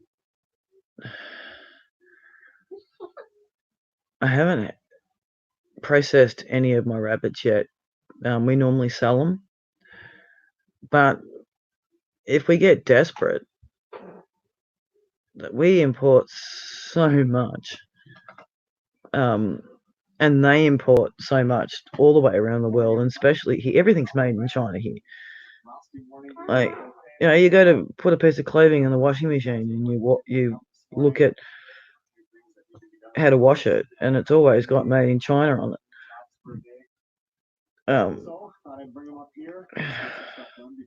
As I was saying before, like our cattle, our beef, a lot of that goes over there.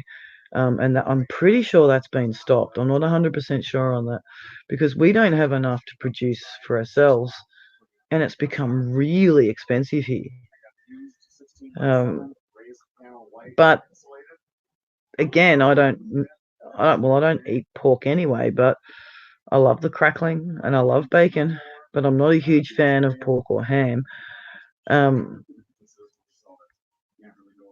my kids eat it, and I think twice before buying it because of the crisis they have with pigs. I can't remember what it's called, but it's on Australian waters, and it's also I think it's in America as well, where these pigs are carrying this disease that come from China. So it's already started to affect our economy as far as food goes. And then you've got the weather patterns on top of that, which all over the world have been like our grain and our hay and everything like that, which is what we feed our cattle with. We've got a shortage of that because of our weather patterns. And a lot of our veggies are going to seed a lot earlier than what they normally would. And we haven't had a summer. We've had a wet season, where normally we have a dry season. And places are getting snow that have never had snow before, or aren't expecting snow for at least another month.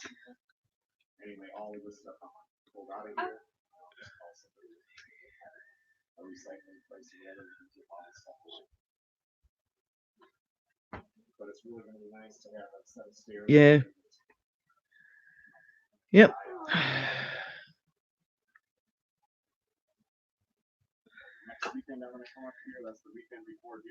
Before we had all of the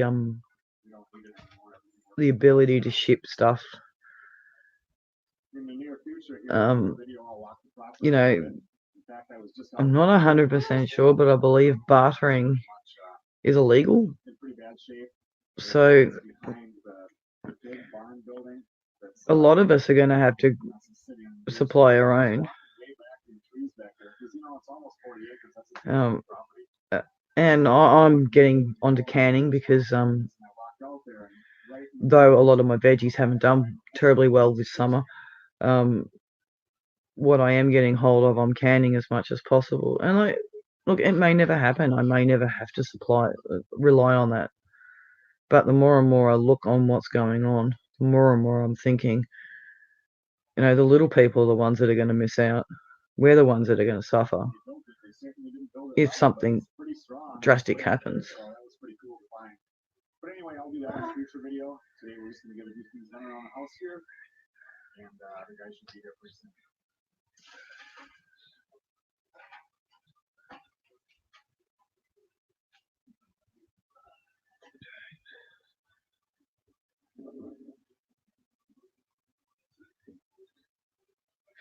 Yeah, and see, that's a really good point. And we've just had Holden, I think, closed down. I think it was 600 people in just Melbourne alone had lost their jobs in a 24-hour period because we sold Holden.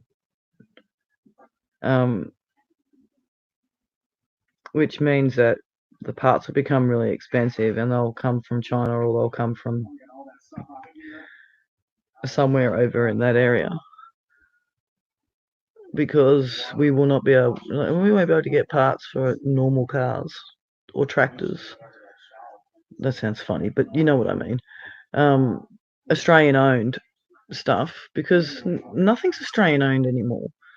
Not even bloody Vegemite. What happened to Kraft?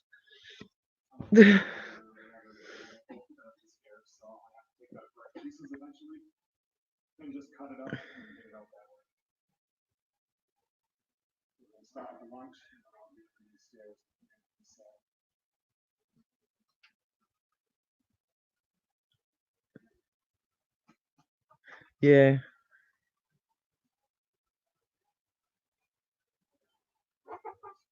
And they always break down because they're used constantly. And they're hard worked used. Unless you got someone who knows what they're doing and are very good at able to find those parts cheaply.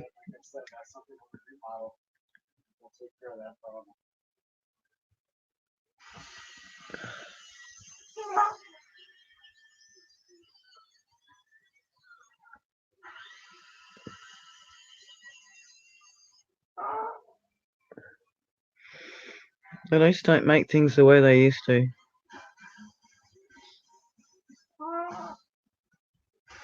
It's almost like they make them to break.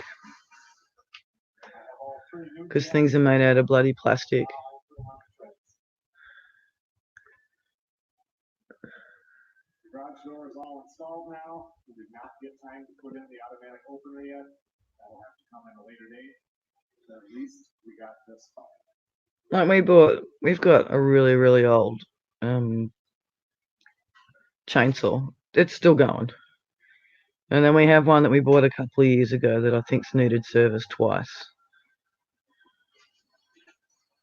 And it's only 2 years old.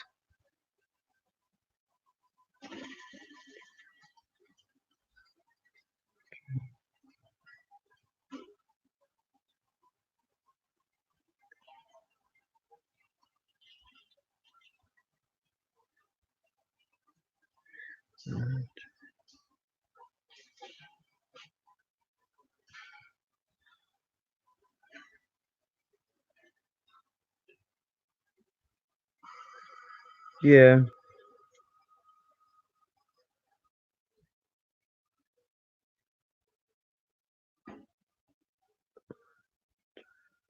Well, thanks a lot for watching, everybody. I have to leave a little after 5 in the morning to be down to work by 8 o'clock. I will see you guys on the next video. See, I hadn't even thought about it on that respect.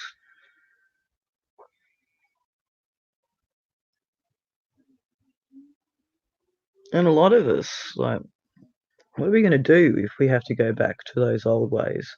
Because a lot of it's been lost. A lot of us have got so comfortable with things. Like, you can get, because when they were using tractors and equipment and everything like that, a lot of it was done by horses or donkeys.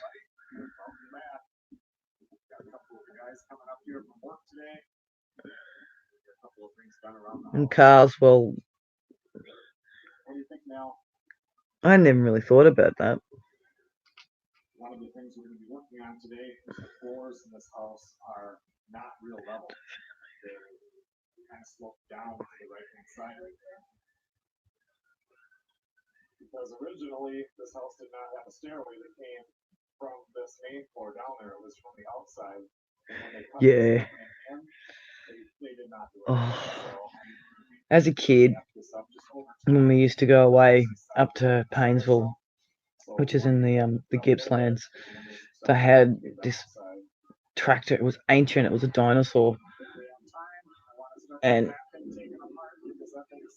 you just don't see them like that, and they don't make them like that anymore.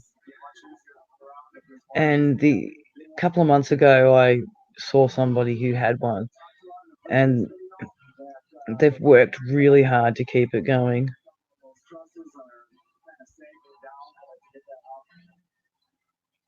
Yeah. Yep. That is so true. Everything comes from China. I'm going to run them just to the left of the chimney you can see there. Everything. Across here, because I mean they've got this thing in here, which I don't know what, everything was kind of added in as time went on. You've got the main log beams that go across here, and then they just added a few things in as things started. We have relied on that country so much for importing goods and goods coming out here.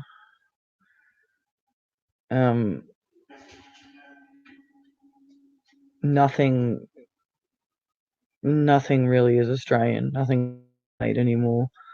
I don't know about where you are, but I know 95% of our stuff gets shipped to China, and they ship a hell of a lot of stuff here. But nothing is, everything you buy comes from there.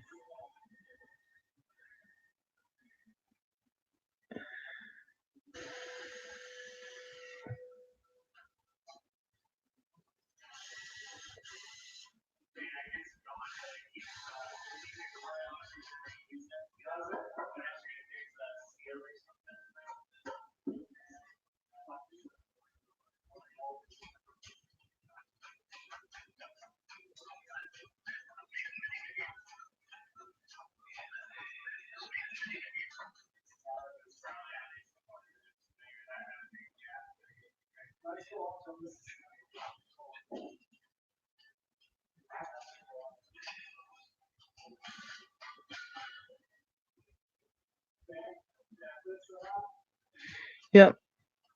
And a lot of us aren't going to know what to do. A lot of us won't survive.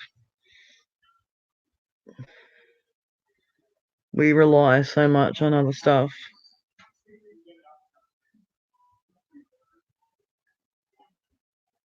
Yeah, it could.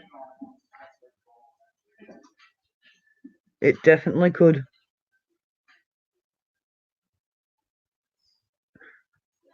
And and it'll be, I guess, the thing that scares me the most is not it actually happening.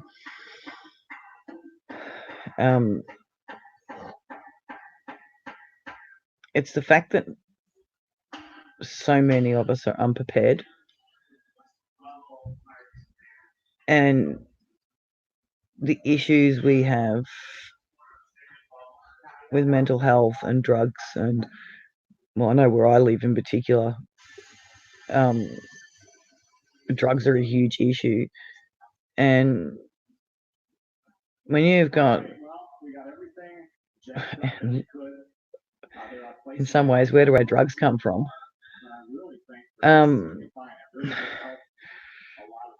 People are going to be coming down. People are going to be hungry. People are going to go into psychosis. To survive, people are going to do anything.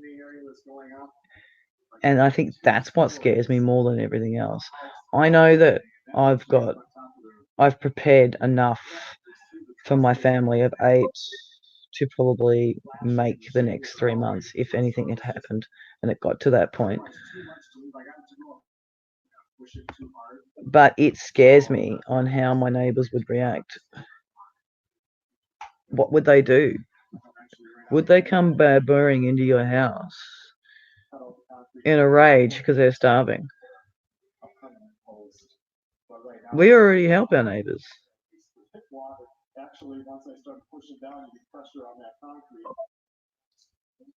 I'm trying to read and I got pop-ups coming up. Go away. Oh my god.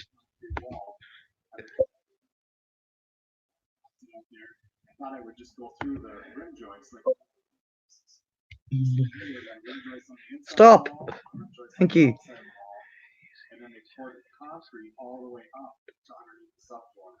So I tried to drill through with the hip bit, not in a little ways. That bit was done. So I had to go buy an inch concrete bit. I'm going to go out there and see if I can drill a hole through this wall. Right there is where I tried to drill a hole and then just hit it. Yeah. So I'm just going to go down below, just go right through the wall. Yep. Earlier today it was calm with no wind. It is kind of the opposite.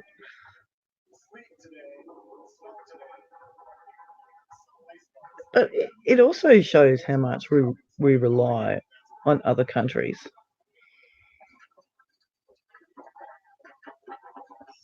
For the country's income, the country's food, the country's clothes. Like, what did we do before we had to before we imported stuff, before stuff was imported here. Like, have we lost our values in this when we rely on, like, you would think that in some ways it would be a wake-up call to our governments to say, well, hey, hang on, this could really, shit could really hit the fan here, and this could affect us. But instead, they're not telling us the truth, and they're,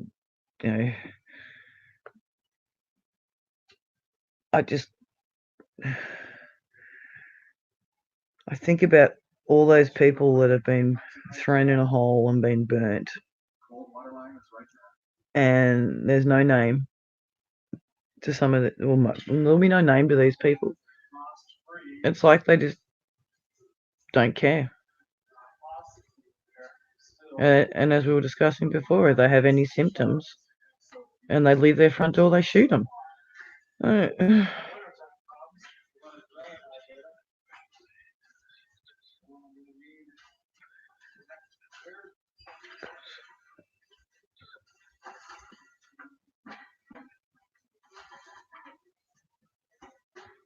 Yeah, that's a really good point too. Like, I'm just looking at what we have, what I have stored, and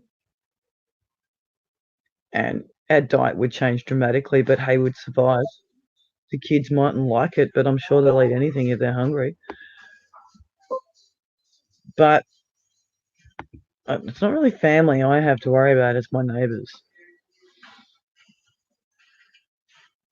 No, you've got canned chicken, right? Your chicken that you've canned yourself. And, they only have to knock on your door and smell what you're cooking. And that could send them into a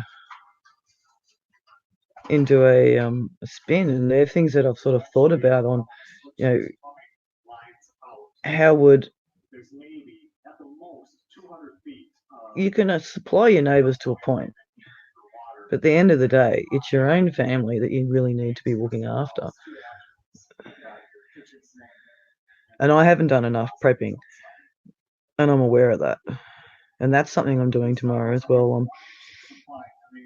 I'm dehydrating stuff on large amounts because I have an oversupply of food at the moment, of mainly fruit and veg. It's finding the space to store it all that I struggle with. But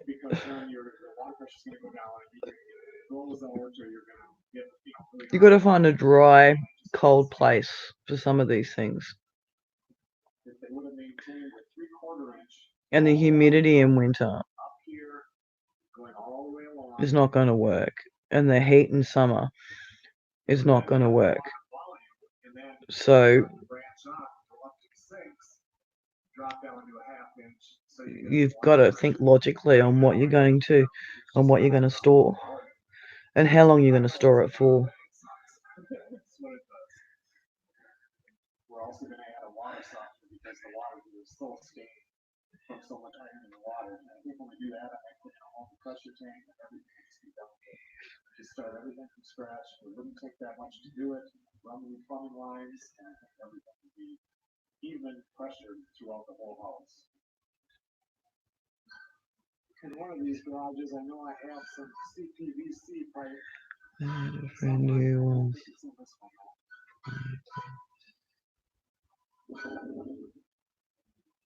Oh.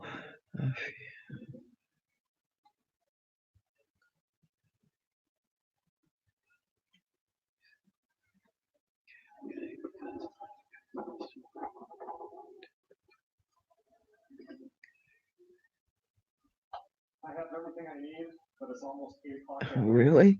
And since I would have to shut the water down to hook that up, I'll wait till tomorrow because if I screw something up, which I don't see how I can. Yeah, there's a lot more going on than what we've been told. get apart. Melissa has to shower in the one for work, and she will not be very happy. We're about to hit flu season too, so Morning, everybody. You guys should be up here maybe a half hour. I've even considered not even going to these community meals. Like things moved out of the way. My biggest issue is the kids have got to go to school. I can't stop them from going to school and use that as an excuse. They might think I'm mad. Well, we know I'm mad, but they might think, that my madness is now starting to affect the kids.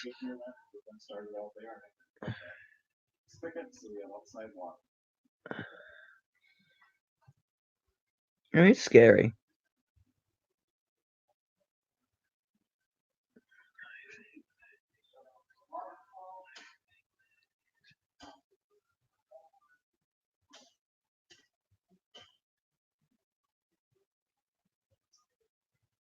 Yeah.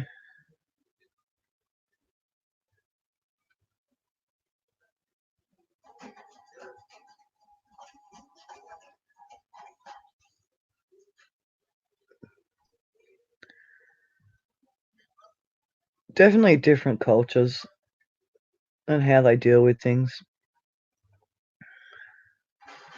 and the value of human life.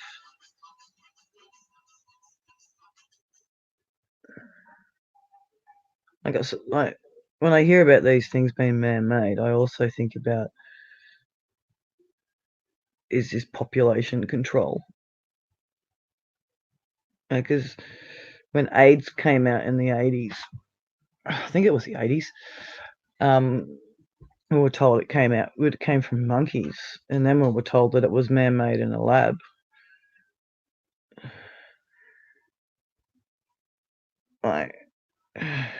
And of course that spread through the gay community and people who use drugs. So it was like,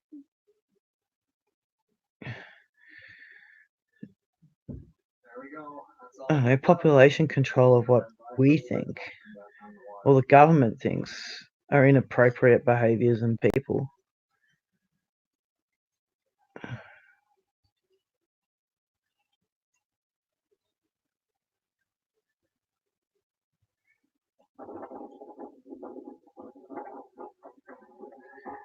I don't get people. I don't understand the government. As long as their reputation is okay and in some ways I don't even care as long as they're where they are, they don't get affected.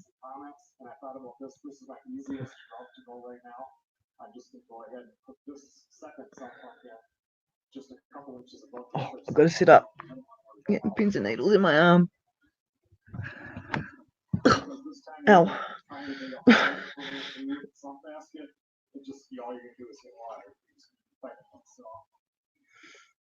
This should work pretty good. Well, I've been on for 2 hours.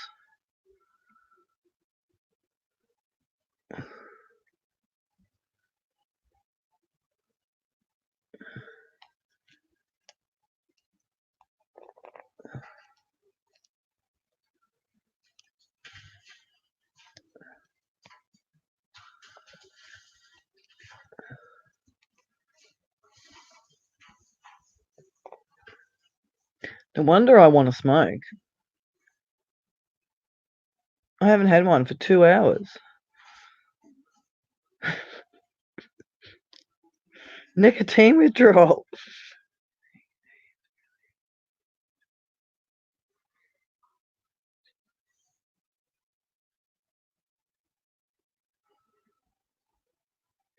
Yeah. And I don't think we'll ever know on that one either. Like, we were originally told that it came from monkeys. And I think years after it came out, it apparently was man-made. But yeah, I think I agree with you on that one too. Like, we did make it spread.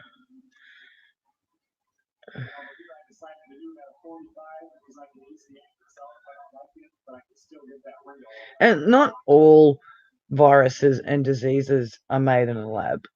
Like, you look at plants, and our wildlife. A lot of these things were around before we started mucking around with things in a lab.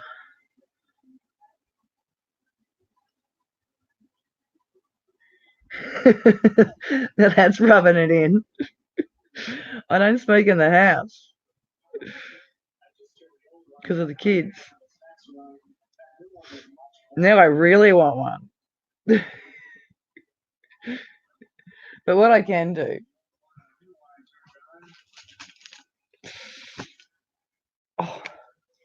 is I can jump on my phone, which means you won't be able to see me smoke. Because God forbid if I smoke on YouTube.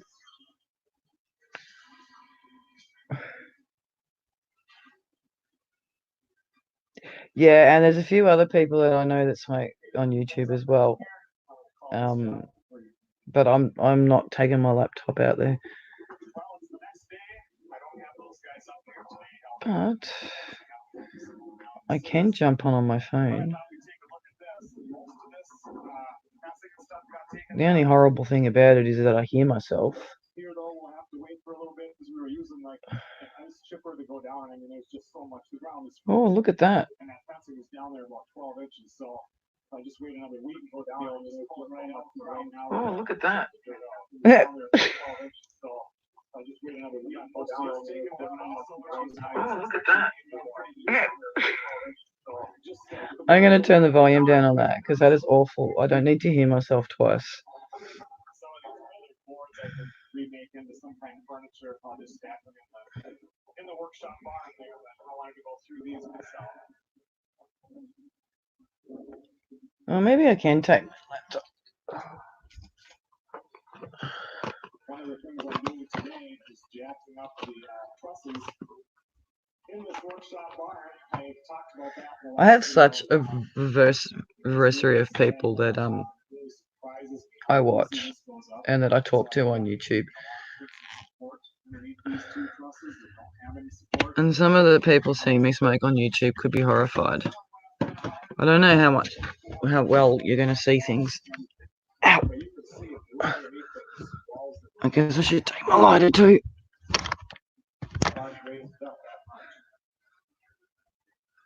Ooh. I feel like a naughty child. Am I going to trip over cats? Oh, that was too close for comfort.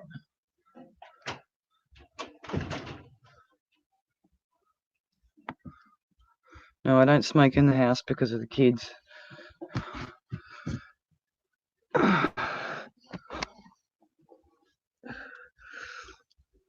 Oh, it's chilly out here.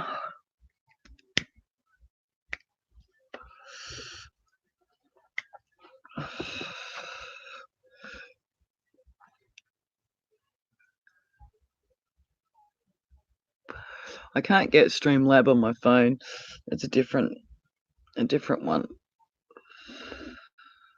I don't know if it's just because Streamlab's not an app that you can get in Australia, but you can on the computer.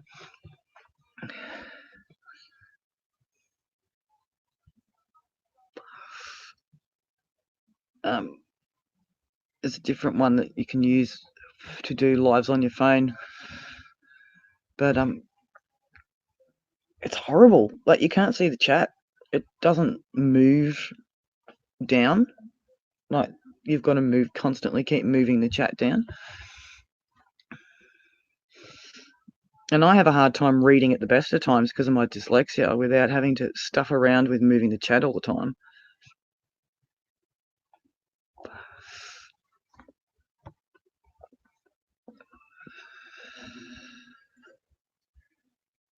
Hey, pussycat.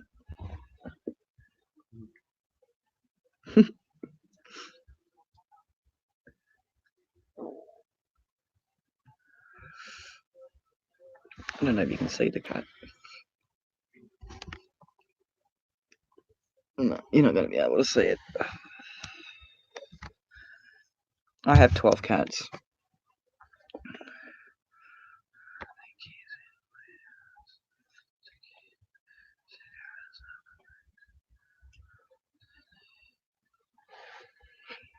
Yes, I was a ward of the state. I completely agree with that probably being the last thing that they've had to worry about.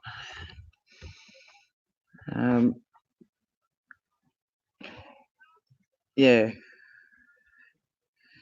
I don't know, like, we just, when we lived in Ashwood, we smoked in the house because we were upstairs, and it was a dangerous place for the kids to be downstairs and stuff while I was smoking, and wasn't very stable. The stairs had gaps in them and stuff, but when we moved here, we decided that we weren't going to smoke in the house, and we've been here 12 years, and it's just stuck that way. Sometimes I go to the laundry when it's really cold and wet. That's my zipper, not my bum, by the way.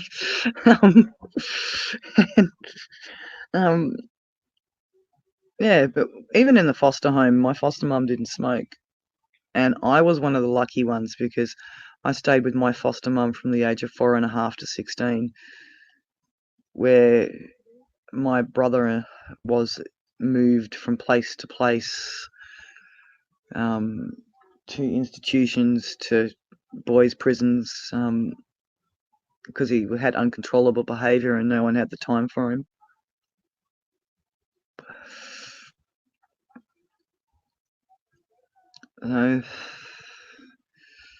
Those kids are very lucky to have you.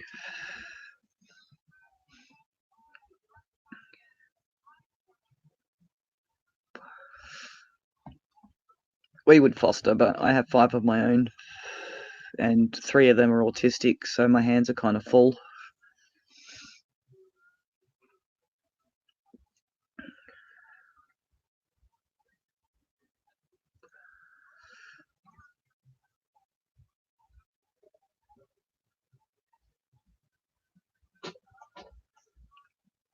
It's sad, isn't it? And the system here has changed so much. Like, there are so many kids that I see now that should be not living in their own home, and so many that have struggling families that end up having their kids taken.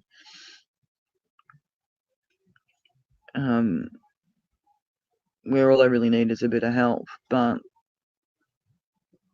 I just see so much of it now where people just should not have kids.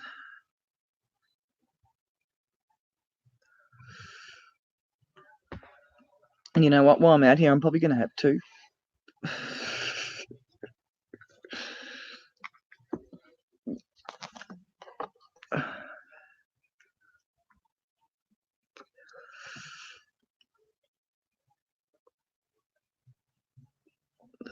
What made you foster, if you don't mind me asking?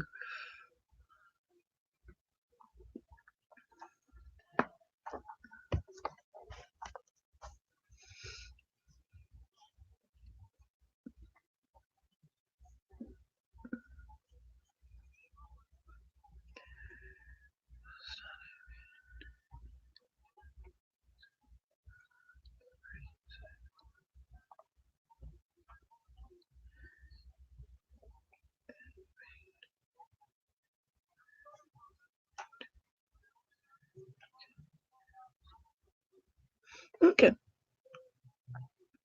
Yeah. Oh, I nearly ashed on a cat then.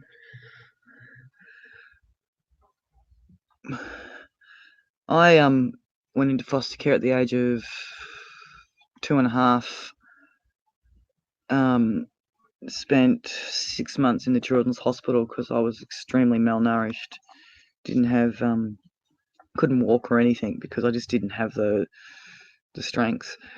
And then I ended up in a place called oh bloody hell, mental block. Allambie, which no longer exists, and that was a horrible place.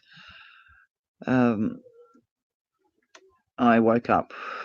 One of the memories I have of that place is I woke up with sheets of glass in my bed because I was put in with the teenagers and I was favoured. Very angry teenagers for, right reasons. And then I went into my foster home at 4.5, and apparently the government couldn't afford me anymore, so they put me in they call a halfway house. And when you've been living in a place for that long, it was just like being ripped away from home. My foster mum was my saviour. And I did know my mum, and I spent a lot of time with my mum and on the weekends. And when I fell pregnant, I vanished off the face of the earth to protect my own kids. And it was only probably 5 or 6 years ago I started seeing my mum again, and she apologised for a lot of things, realised where she went wrong for a lot of our life, because there's 3 of us, 3 kids, and yeah. The sad thing is, though, is she never really changed. But I've forgiven her, and at the end of the day, that's the most important thing, because I'm not carrying around that hatred.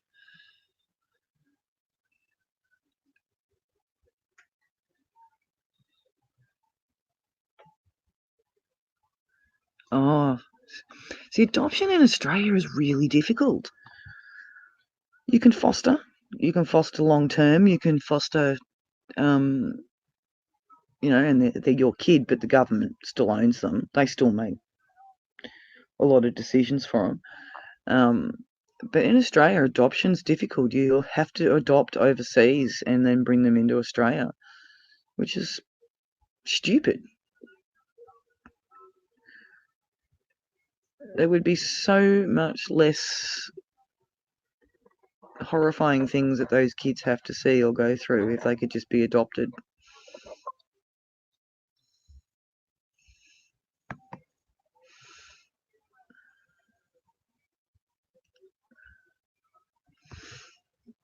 Yeah, sometimes they're too damaged to understand that they're worth loving.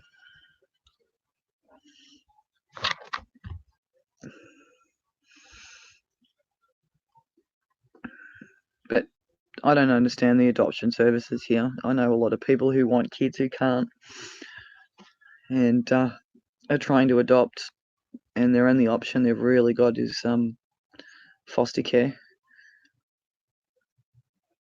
And you don't get many babies, unfortunately. You get a few toddlers.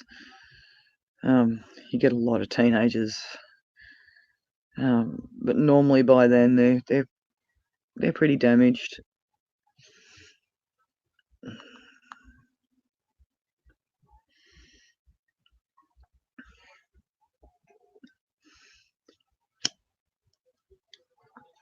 If I get my ass kicked for smoking, I'm gonna blame you, alright? No, not really. It's my own fault. I'm not monetized, so I don't have to care.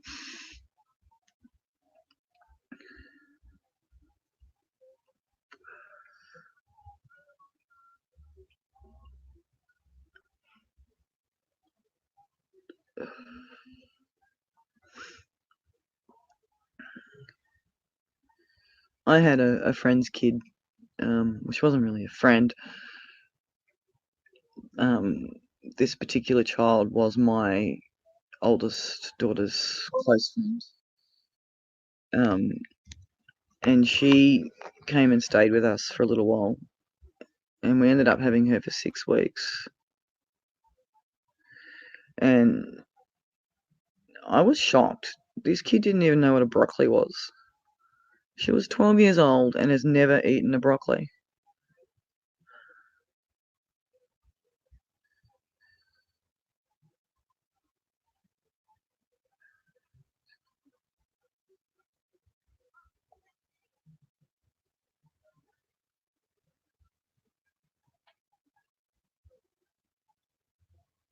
Oh, that sounds awful.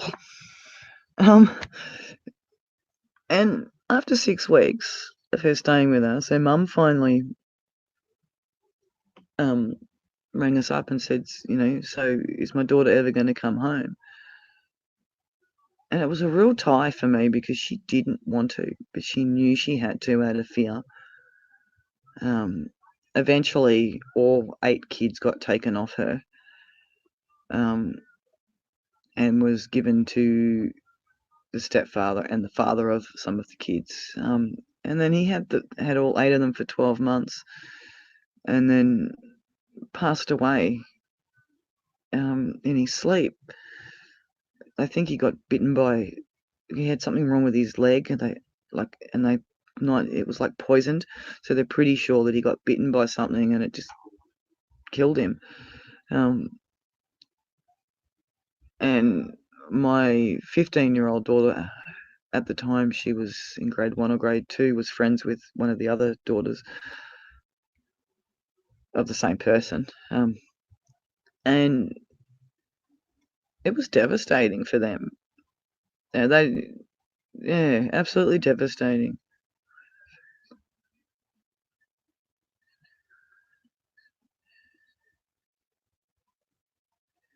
Yeah. Now, this kid knew how to use a knife and fork, but my understanding is that she was raised on 2-minute noodles. And when they went to school, they had sandwiches, but it was just very plain. They didn't really know what food was. And table manners is a huge thing. That's something I'm big on.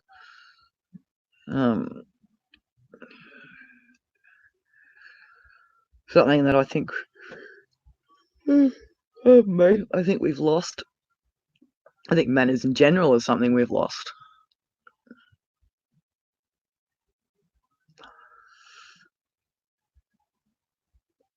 But that's fantastic that you do that.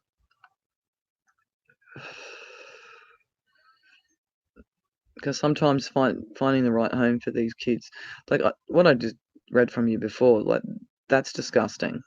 They just pick them like, pick them out like pets. You want to know what well, see, even here, you don't get the choice on what child you get. When you go through the department, I think if you do it privately, it's different. They want forever homes for these kids, but not every home is going to fit every child. They all have different needs and significant needs, especially if they've really been traumatized.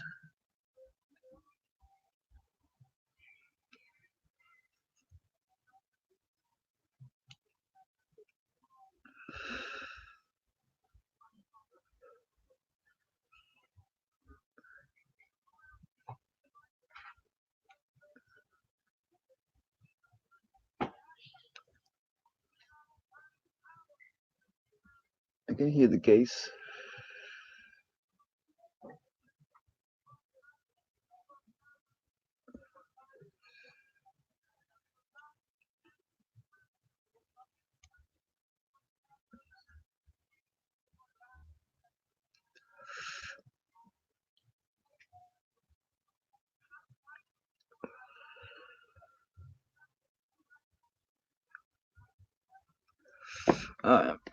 I'm going to go in.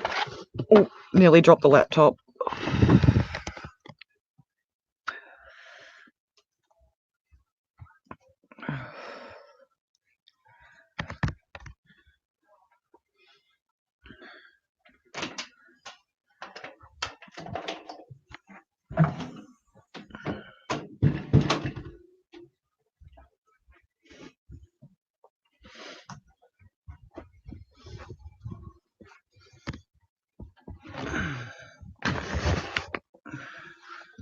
There we go.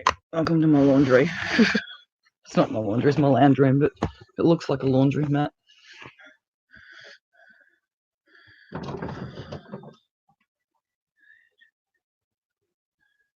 morning, everybody. Look at those SD card pictures. You can see that fawn quite a few times. The doe with no ears. Yeah. I was going to start putting that grill together this morning, but I was talking to Melissa. We have like they used to call them family group homes, where these people actually worked, and this is what I was in. They actually worked for the government and got paid by the government to look after foster kids. And they were just dumped on them. And in the end, after I left, was forced to leave, I was replaced by a kid that was a teenager that just absolutely destroyed my foster mum. She had no support whatsoever. This kid was really violent. Really, really violent.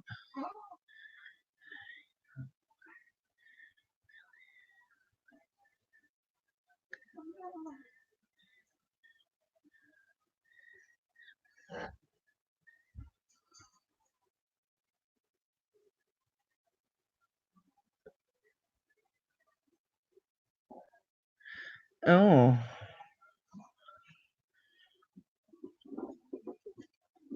I had counselling, but I refused to talk most of the time.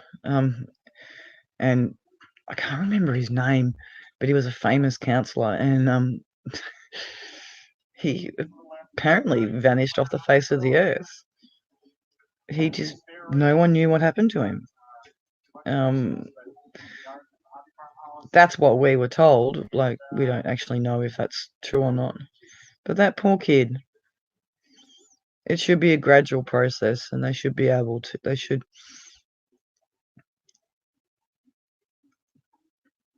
treat them with care, you know, it's a human life.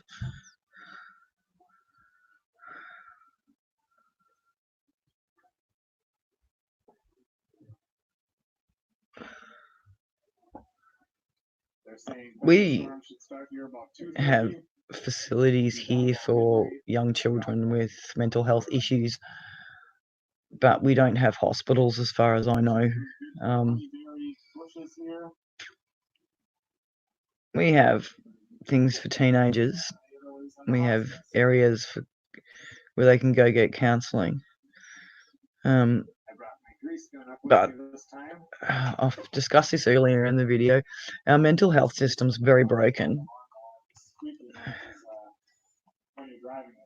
You almost need to go around, like, I understand why people go around doing those mass murders, which are absolutely shocking, because there is not a lot of help out there. Here, take some tablets, you'll be fine. It's a Band-Aid.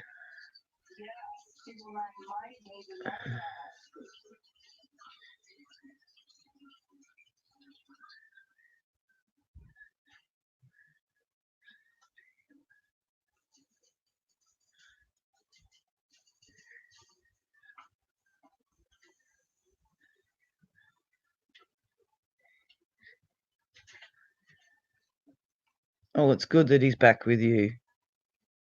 You know, that is really good. My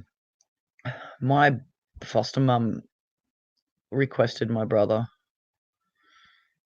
You know, and because he was in and out of boys' prisons because he was classified as uncontrollable.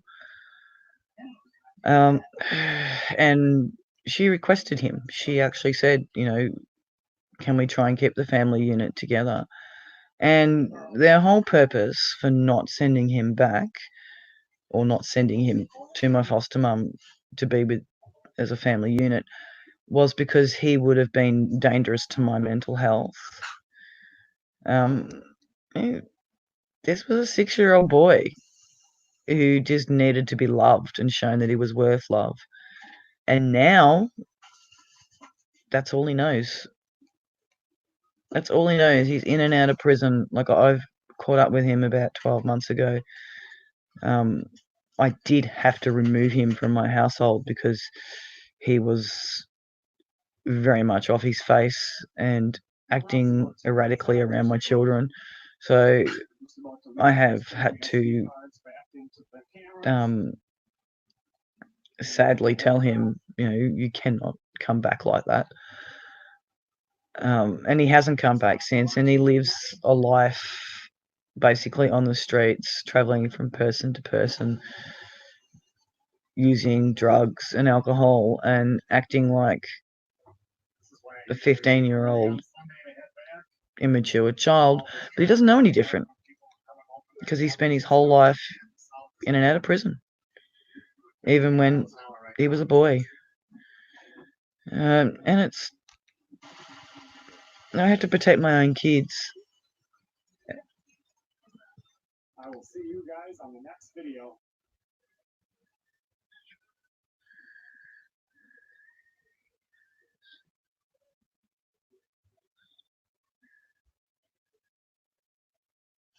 It's good. That's good. I'm glad to hear that.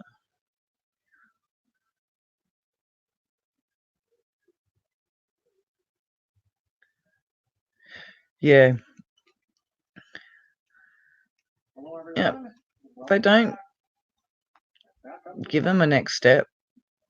It's people like you that reach out and give them that next step and give them love and show that they're worth something. Like, Mum had a lot to answer for, and I get that, and I understand that my brother has some pretty major issues, but there was no intervention for him. And now that he's 40 years old, it's too late to intervene. You can try, but those footsteps, the only way he's ever going to change is if he chooses to change. And I don't believe he ever will. I don't think he'll ever have that understanding. That you choose the right path. Life doesn't choose you, if that makes sense. Like, I went down that path for a little while, and then I fell pregnant with my oldest daughter, who's now 23, and I often say she saved my life, because my whole point was I didn't want her to, or any of my children, to grow up the same way I did. And my foster mum was my world. Without her, I wouldn't be the person I am now. I admire what you're doing, because that is a huge thing for those kids. We don't know how much we influence people around us. And I haven't been able to find my foster mum for a few years now, and her natural kids keep ignoring my contact. So I have a funny feeling she's passed, which breaks my heart, and I never got the opportunity to actually tell her how much she means to me, especially after my mum passed away, not this Feb, but last Feb. Without my foster mum, I would have been on a horrible path.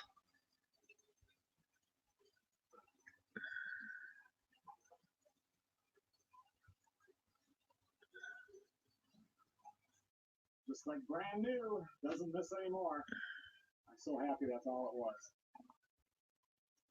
If I have time this weekend, since it's warm out right now, if you remember one of those last times I had to push snow it'll be early this spring when winter wouldn't end. This drain plug right here fell out. I had to get a new one put in there. Remember when it came out? And it's funny how life works, because my mum, of the 23 years that I decided that I wasn't going to have anything to do with my family, my mum rekindled with my father. 80, 90 weight, so it's going to be quite thick. So it's better to do it when it's warm. You're not even going to get it to come out of the tractor if it was cold. Yeah, Hopefully I can get to that this weekend. If not, this coming week I'm going to be here a lot. Melissa has to fly I see that a lot. Tuesday. Um, Back until Friday. I'll have to come up here. I'll actually drive. You go down, go to work, and you drive up here. I'll take off work early. I do. I see that a lot, and The animals, the dogs need to go out. So like I'll be here for we can choose to change our path if we've been shown a different way, and that's what you're doing for him, I also want to get the and that's huge. put on this coop and get the weather watch or ice and storm, whatever you want to call it. Now, his father will probably always have a little bit of influence, but Before the snow flies. as he gets older, at the end of the day, he will know Since I just got up here, I what have you've no idea what you're doing and what you've done for him. I just know that I'll have time to do some of this stuff next week. I brought onions and potatoes up from the hobby farm garden. How old is he now? I also brought up sweet corn, squash, a nice head of cauliflower, and some cucumbers. Looks like Melissa is home from work.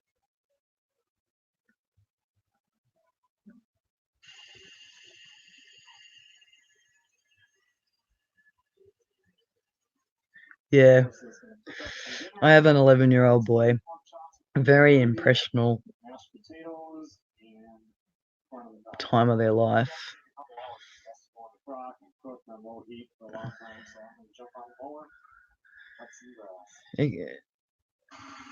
Like,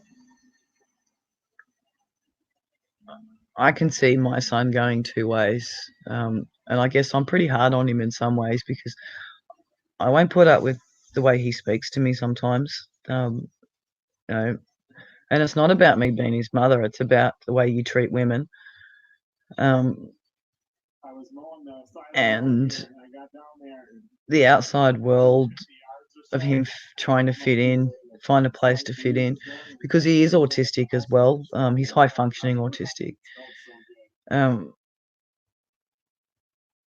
Yeah, very impressionable age, I find. Girls, it's a little bit younger. Jacob's my only boy, so. So we are right now looking for a finish mower, like at least a 6-foot wide to pull behind the tractor. Hey, I was reading. Super Dave's head just got in the way.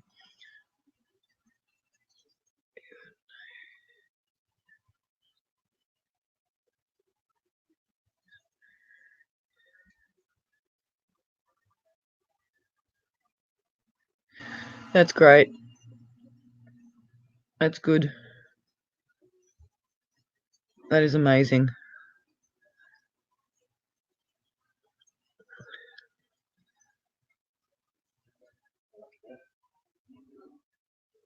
Like, Jacob's on his last year of primary school, and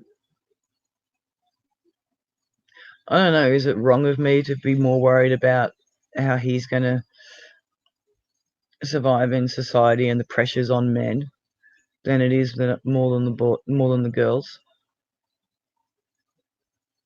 Don't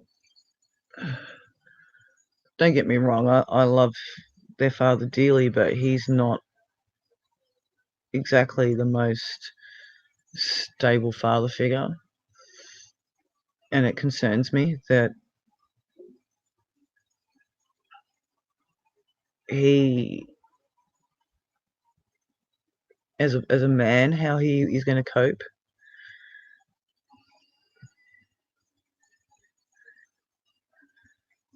On what we think men should behave like.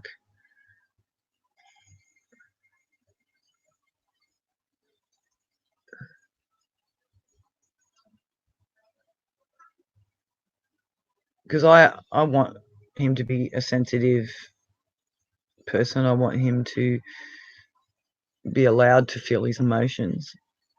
And their father have grown up in an era where, you know, boys shouldn't cry.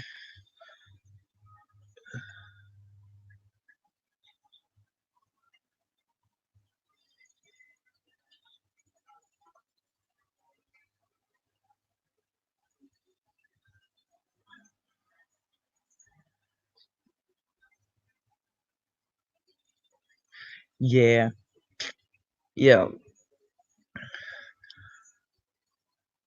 This is where I'm grateful that Jacob is, um,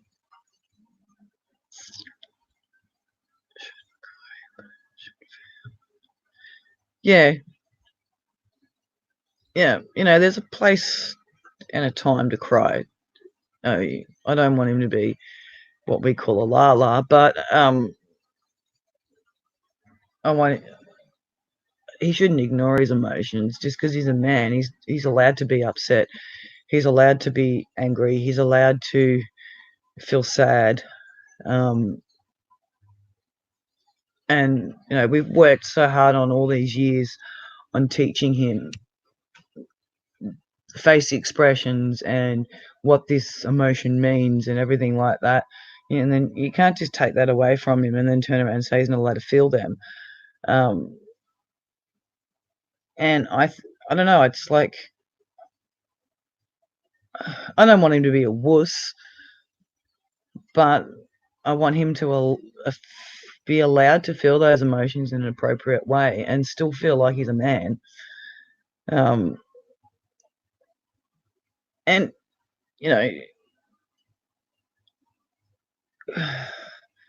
there is a time to cry, and even as females, we can be too overly emotional and just try to do that.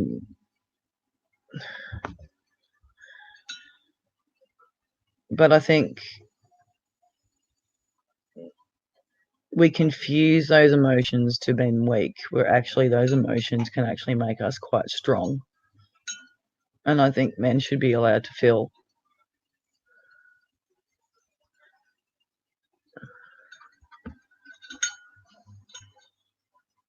And that whole growing up out of control thing is something that I see a lot of here. And that's not just in autistic kids, that's everywhere. Like, they have rights. And yes, they do have rights. But I think society's taken those rights a little bit too far. I won't hesitate. I don't do it now because, my kids are a bit young. But when they were young, there's a difference between a good smack on the ass and there is a belting. But now if you give a good smack on the ass, it's child abuse.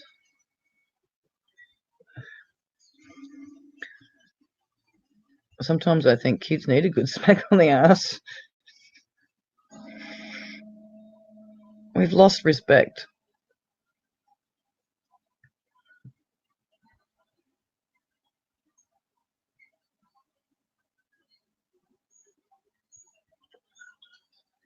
Really tender.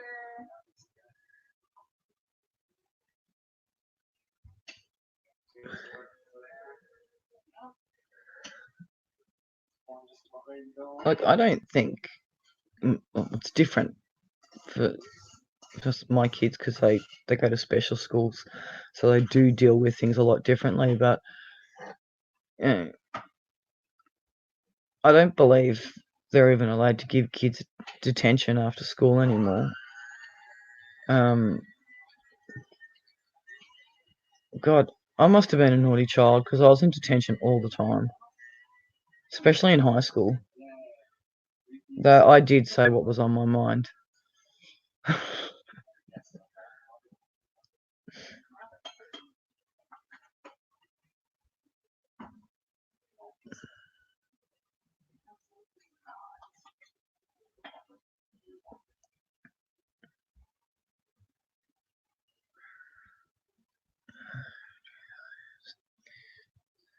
What are you doing, big boy?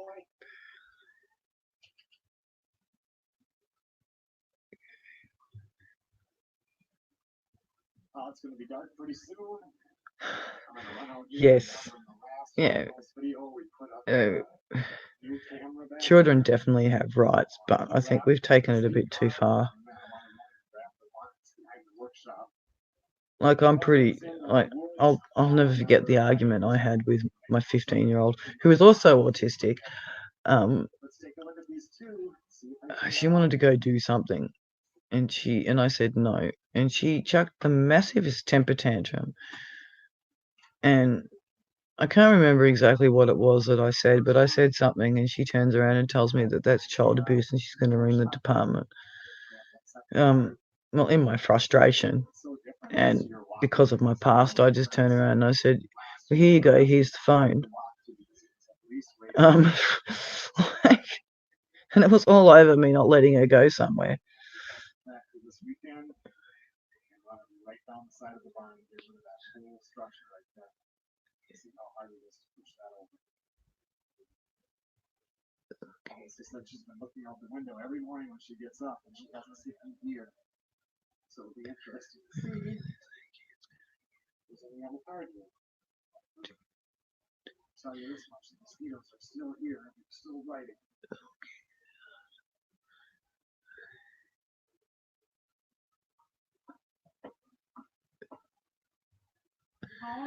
Well, there's definitely a huge difference from when I went to school when it comes to discipline to what kids are allowed to get away with now.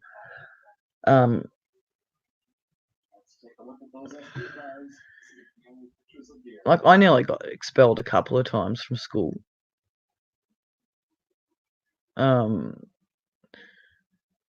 My daughter was not expelled from primary school, but she was asked not to come back because of her behaviour. But what it actually came down to is that they couldn't deal with her antics, her special needs. They didn't have the facilities. But instead of turning around and telling me that, they said that they can't discipline her behaviour, and I'm like, well, Dada, hello. Well, not a whole lot of deer on the cameras, but there was a few. That far one, that new one that you put up, we're probably going to do that. Wasn't a whole lot of action there. It's time for dinner.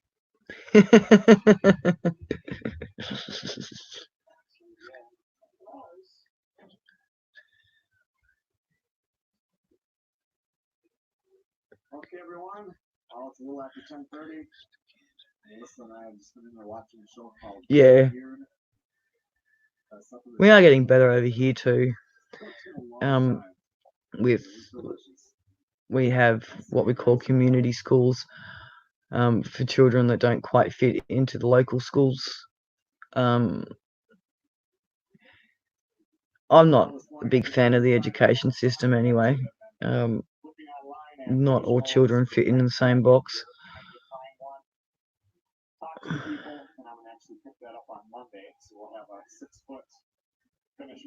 Can't hear me.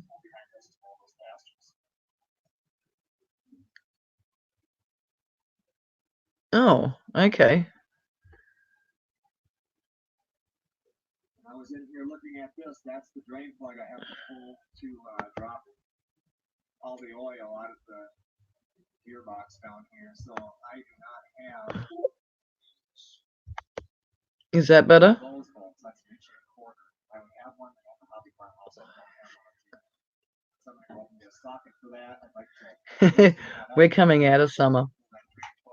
The oil's gonna go all over the place before it gets plugged. We're going into autumn.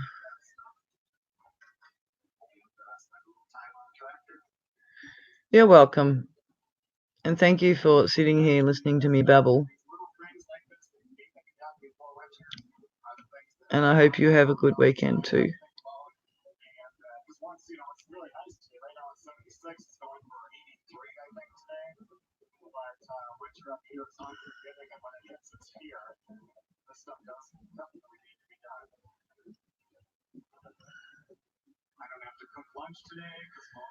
They're doing well. I still haven't heard back from the council about if I can keep the goats. They're taking their sweet time. All permits went in, everything's gone in. God, it'd be nearly 3 weeks since I haven't heard anything.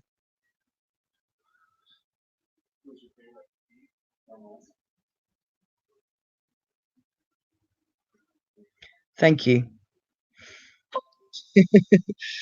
This is only my third live, so I'm still getting used to this.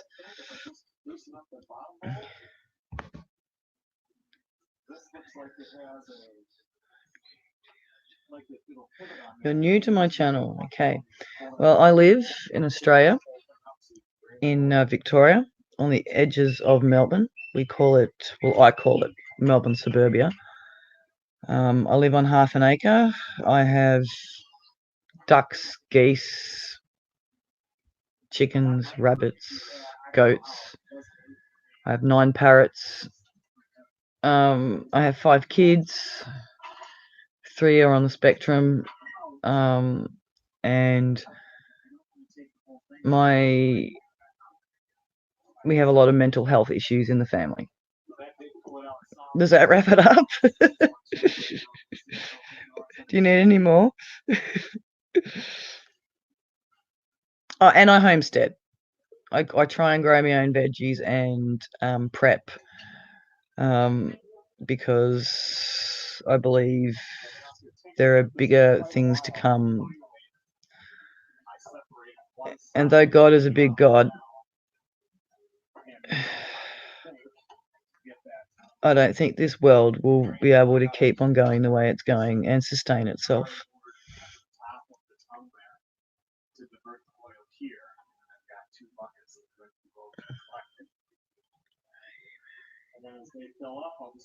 Yes, I am married with their dad. He has some pretty major mental health issues, and physical health issues as well. We've been together for nearly 21 years, and we've been married for 10, I think. I'm not your typical person that, we celebrate our marriage when we can, not on the date, and we both forget how long it's been.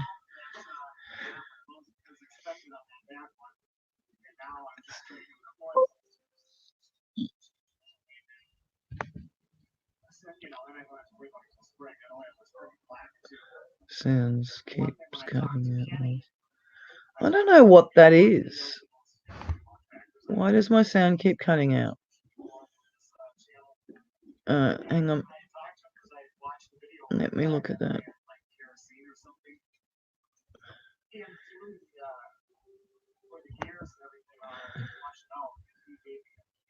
Audio.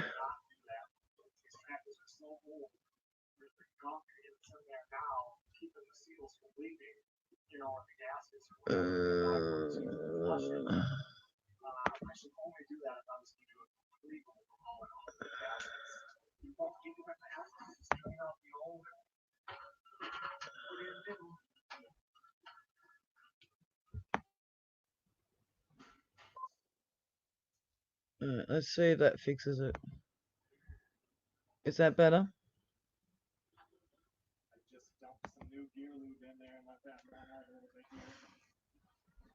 Oh, maybe it's me moving around too much.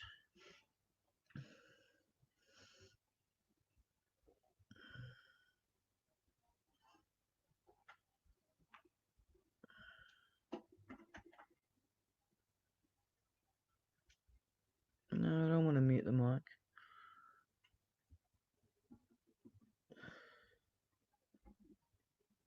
He's in bed. It's... Let me look.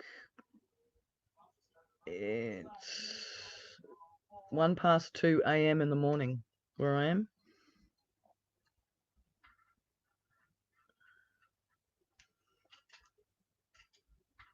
I normally try and do a live about once a week, and without interfering on everybody else. Saturday nights, Sunday early morning seems to be the best time.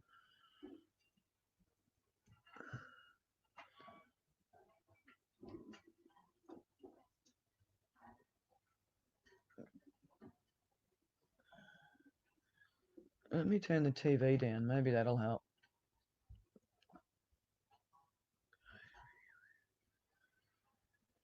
2 o'clock in the morning it is. The kids are in bed. I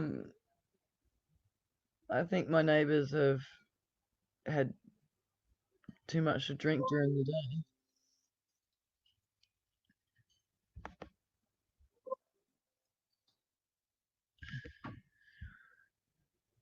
And have probably passed out. It was very noisy today. Very noisy today. And it's pretty chaotic here with the kids running around.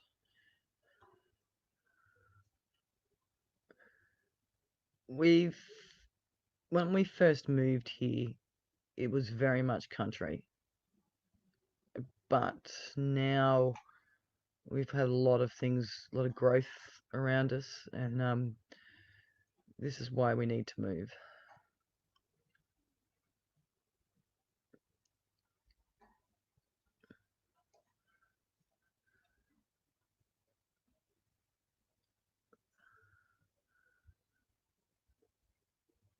We definitely need to find 5 to 10 acres, probably nothing too much bigger, because I do most of the farm work. But it's cold here at the moment, and we're right on the end of summer.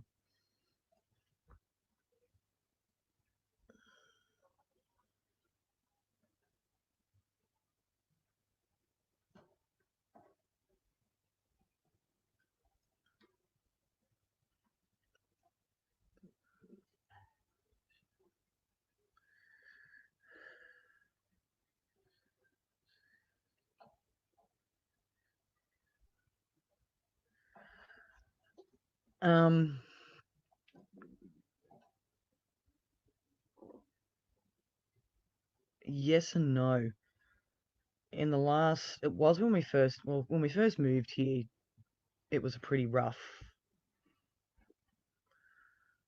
area. That's kind of fixed itself up, but the street which we live in, they need to be watched. We live in government housing, and we've had a lot of new government houses go up around us, and that's brought in a lot of interesting people with interesting habits. So ICE has become a problem, and we're put in for a transfer. And where we lived before then, which was in the city, had the same sort of issues as well.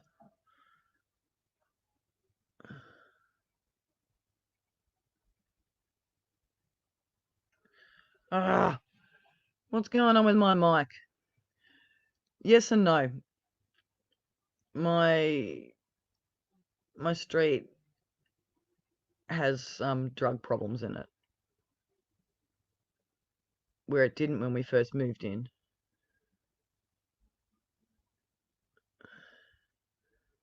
It says it's fine here. I don't know what's going on here.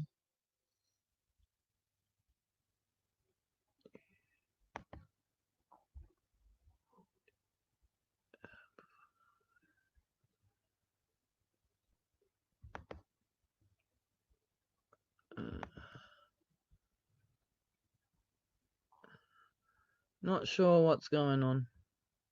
Let me mute and then unmute.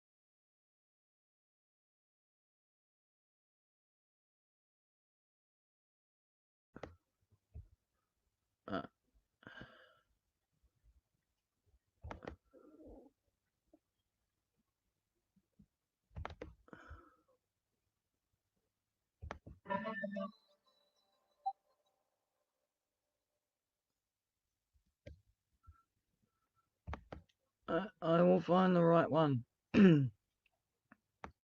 that.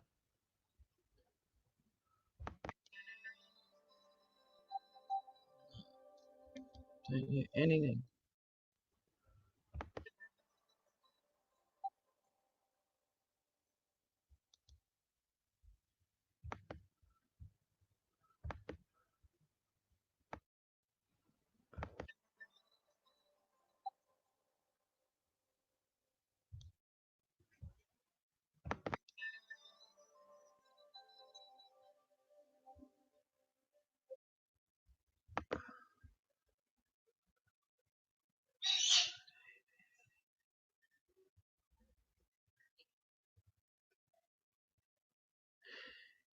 Yes, yes, my kids do.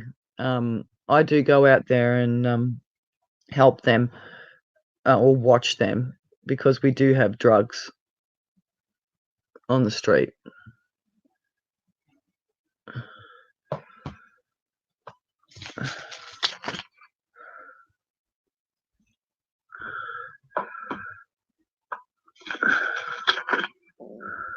I'm checking on my phone because I'm not sure what's going on here.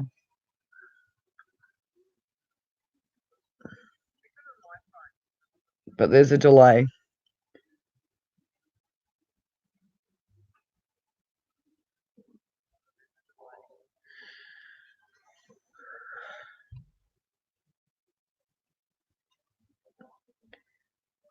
Not sure what's going on with my mic.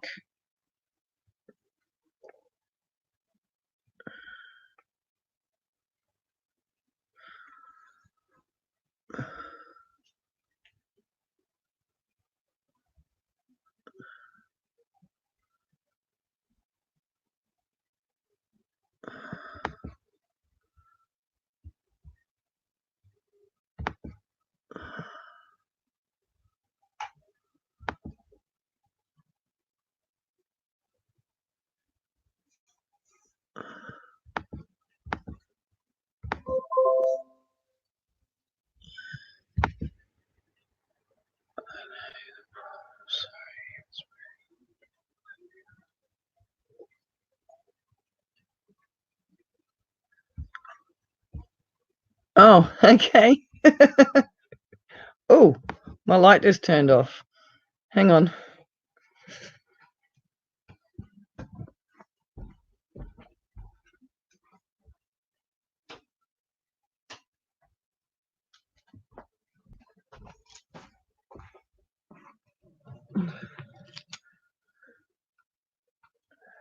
Um,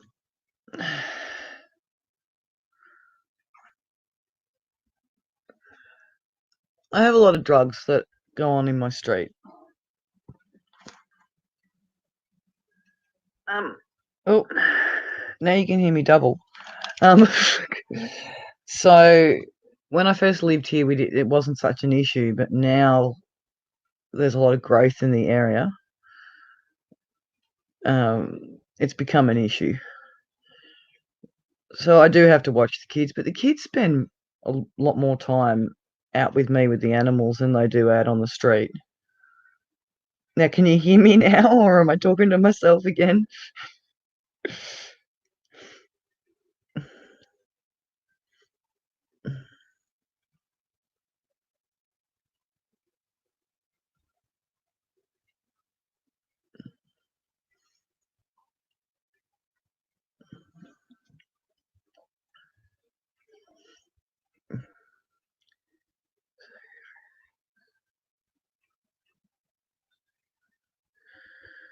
Um,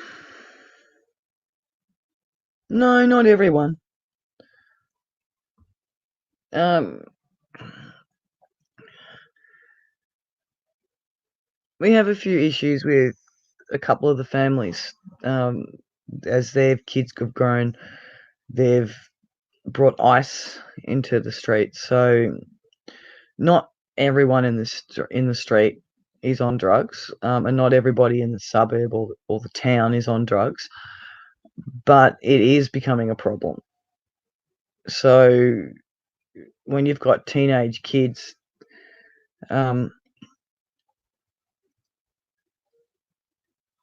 you've just got to watch where they go and who they hang out with.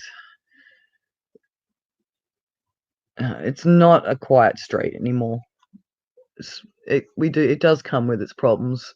When people are coming down off drugs, they act erratically and do stupid things. I'm pleased you can hear me now. Don't feel like I'm talking to myself, which I do anyway. So you know.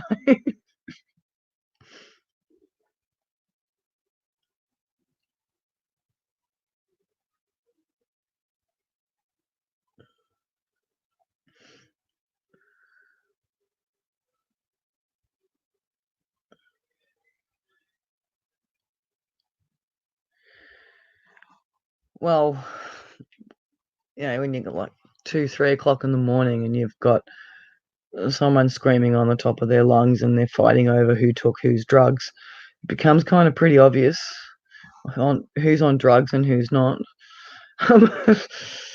And I've been there myself many, many years ago, so you kind of know the tricks and the trades and how it works.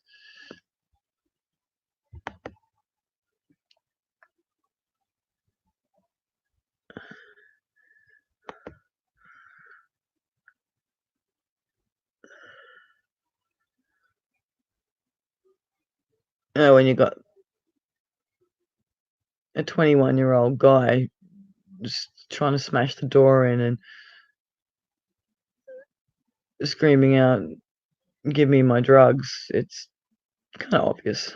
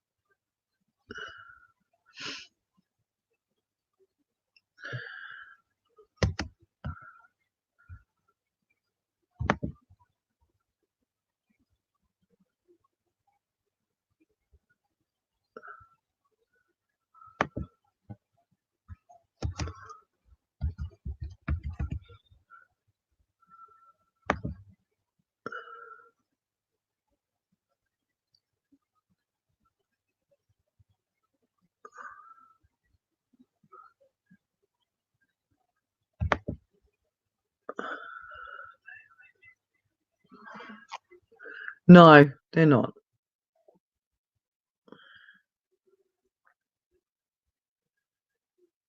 No, I wouldn't have that in my house. Not with my kids.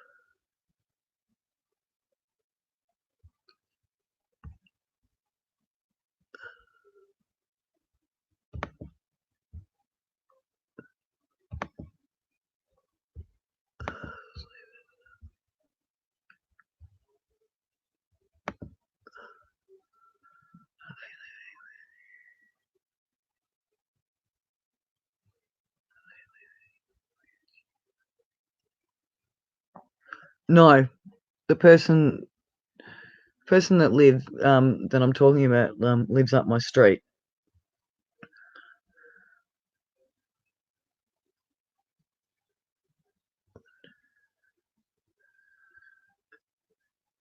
And he lives with his mum.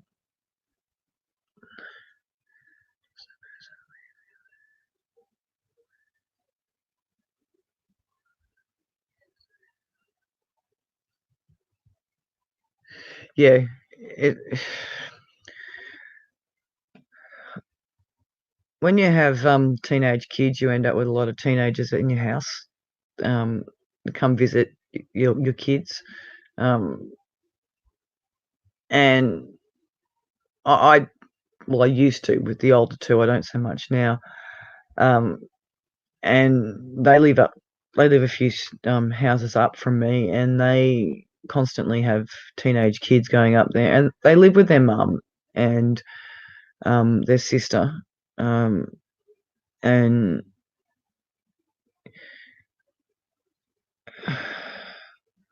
it causes a lot of issues because it wakes my kids up with the banging and the smashing of things and the screaming. And it's not just normal screaming, like, it's actually really quite disturbing to listen to because it's quite aggressive.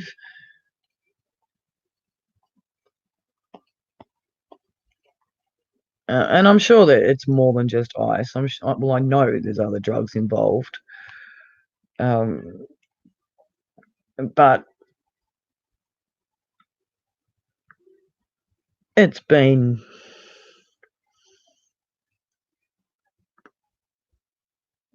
23 years since I've had anything to do with anything in that side of life, and so I don't even know what's on the streets anymore. I can only go by what I've been told.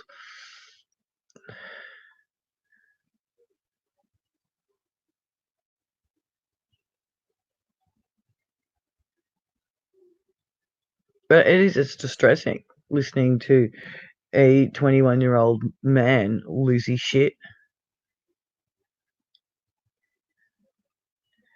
No, I try not to get involved because he's actually quite violent. I've called the police a couple of times because it's distressing my kids. My 13-year-old has anxiety and it brings the levels up. Um, and you don't want your kids living in that.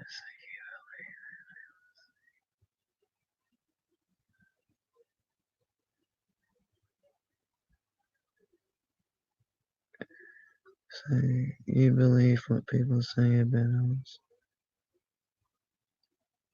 What do you mean?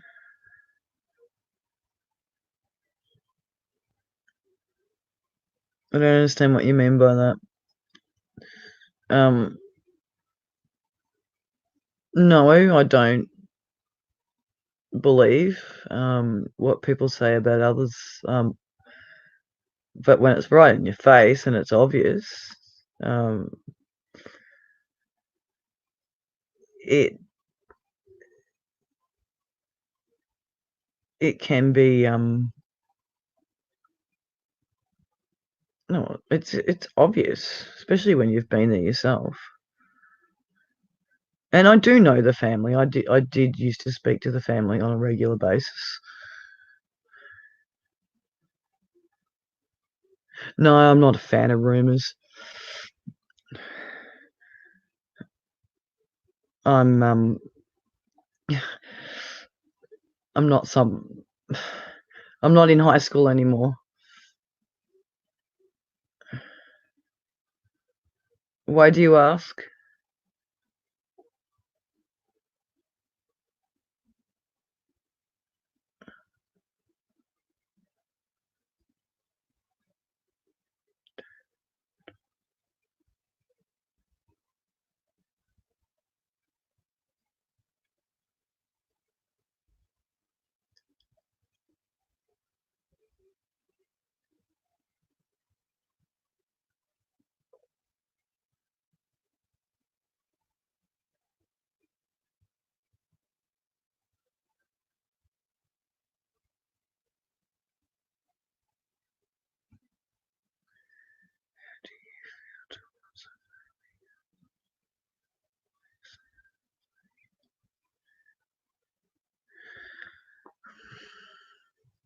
It's not that I'm not a fan.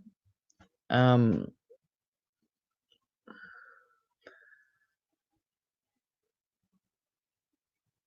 I know any intervention that I would try and do would not be effective. I actually feel sorry for the family.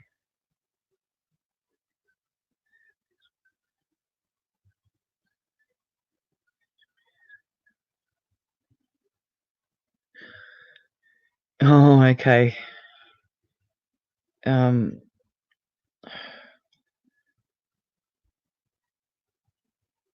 oh, we get that here, but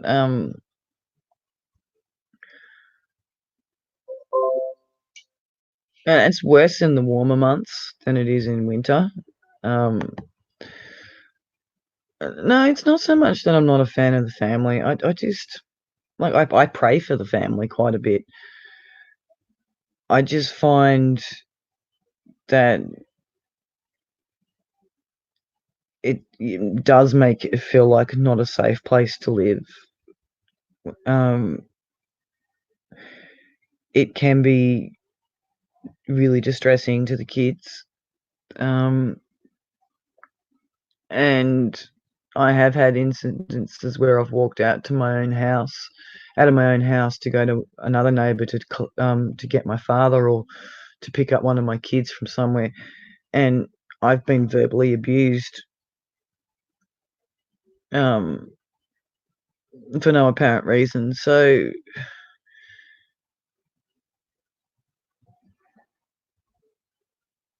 I guess it just comes down to feeling safe in your own environment,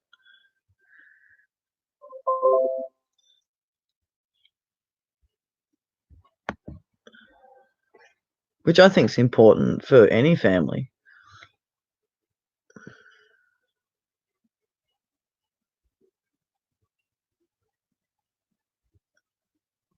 And yeah, we've had that, the music.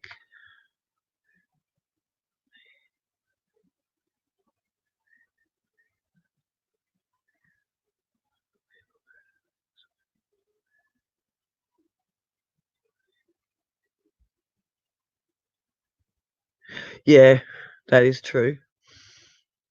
It is something that is flying around a lot. Um, and it makes it difficult for those who actually do have those illnesses or problems to actually be taken seriously.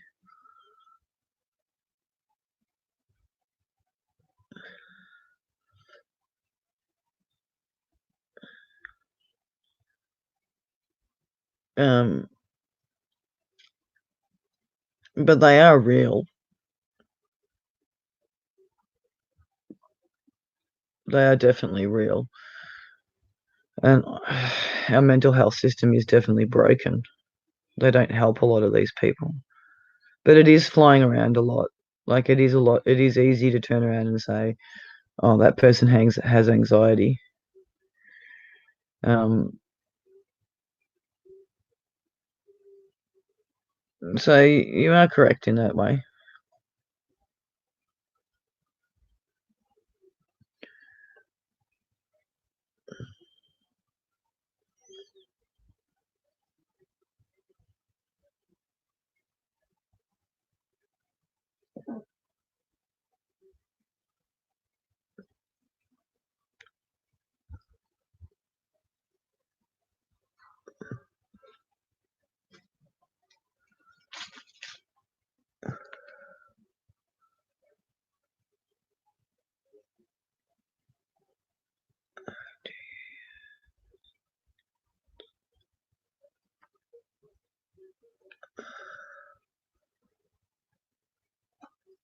I have 4 daughters and 1 son.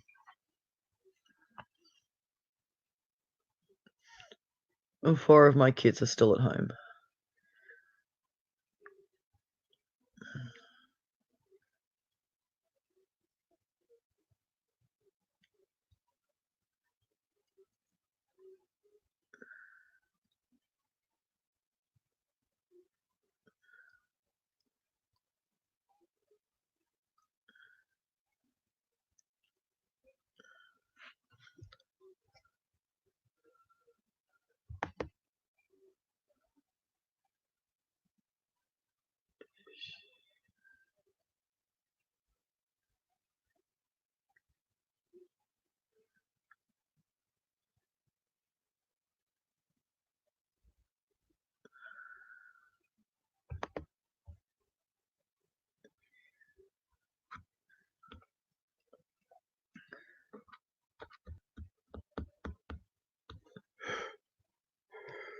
I'm ready to head off soon. I've been on for 3.5 hours. And it is nearly 2:30 a.m.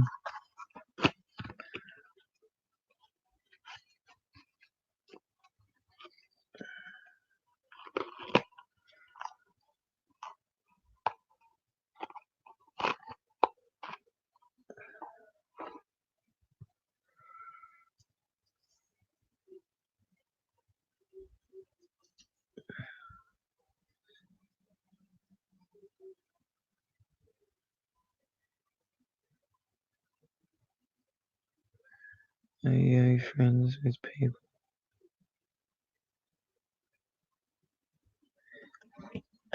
Yes, I am. I'll help out a fellow neighbour if they need help. I'm happy to stop and have a chat. If they need a cup of milk or sugar, or if I'm able to help them with $5 here and then, I'm a pretty generous person. But I'm also a very busy person. I've got my farm to look after. I've got inside my house to look after. So I have I do a lot of community meals. I do a lot of volunteer work at community meals, so my time is pretty full. But I'll stop and chat. There's a couple of neighbours that I will always chat to. If they want to come and chat to me, I'm not going to be rude. What's the point in that? One of my neighbours is selling, which I'm quite sad about because I really like her. We don't chat a lot, but when we do, we get along quite well. I've had a couple of neighbours pass on me. One in particular I was quite close to. I've been here for 12 years, so yeah, wouldn't say we're besties, but we talk. We're friends.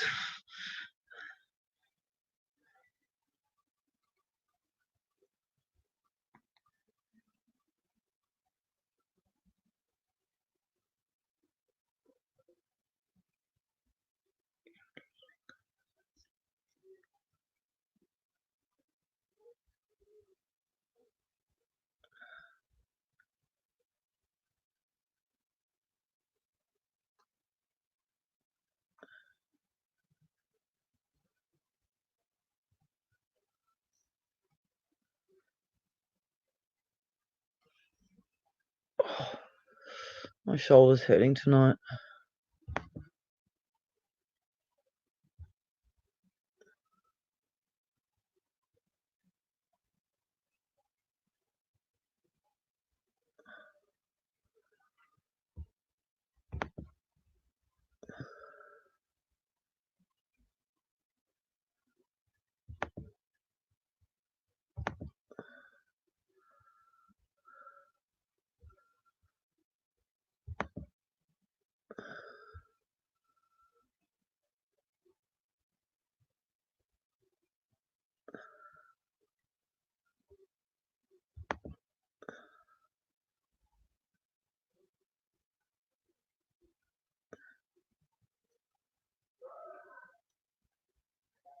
That was an interesting noise.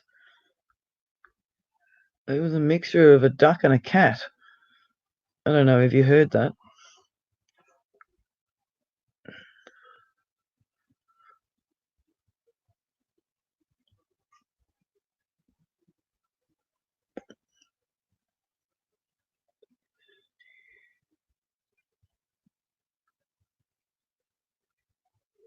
I try and upload videos every couple of days.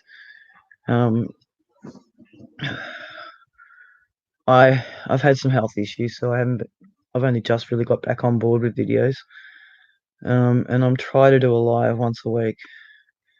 But it depends, family comes first. Didn't post much this week, but I did post a video that I recorded a month ago, today. Actually completely forgot I had it, and as I was going through all my videos and deleting stuff that I no longer needed so I don't jam up space, there it was. So I just went through and edited it and put it up. So it's a mixture of uploads, like it's a mixture of farm life, it's a mixture of kids, it's a mixture of everything really. It's just my life. People can take it or they can leave it, but my main purpose for uploading videos is not to become big or famous. It's more that when my mum passed away, I realized there was nothing, no photos, no videos. There was absolutely nothing that we had to scrounge around for things to use for the funeral, and it was sad. So my kids now have something to look back on.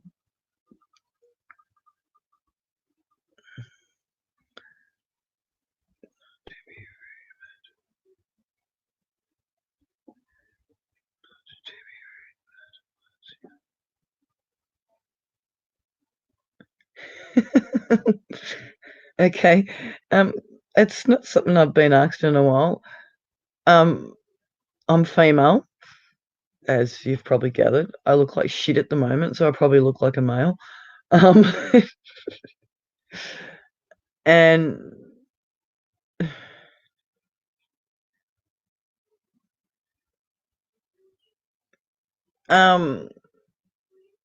they used to.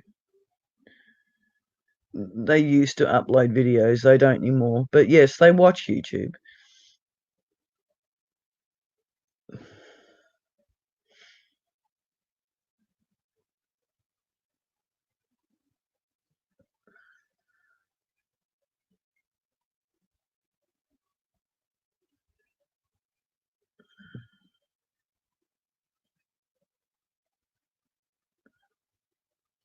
They think some of my videos are actually quite embarrassing. But when I'm no longer here, they'll appreciate them.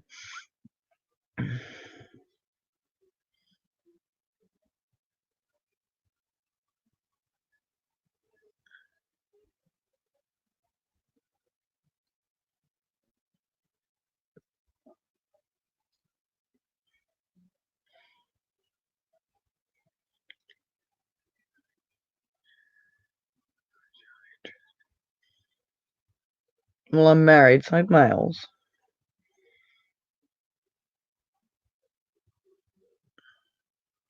I have been on both sides of the fence in the past. But I think that was more experimental as a young female.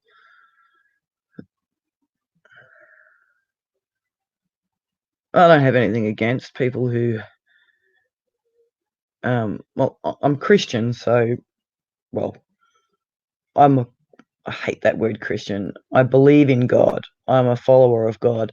So I don't have any issues in bringing that up, but I think everybody has the right to be appreciated and loved for who they are. So if someone's gay or if someone's bleh, get my tongue around that one,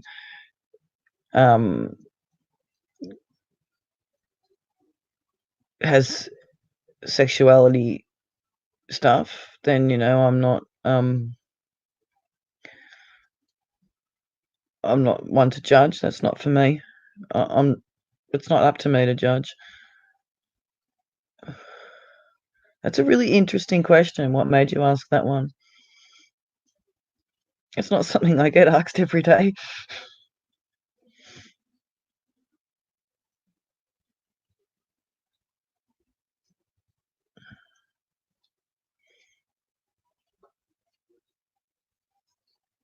I do feel like I'm getting the 1001 questions though. Not that I mind, but you know.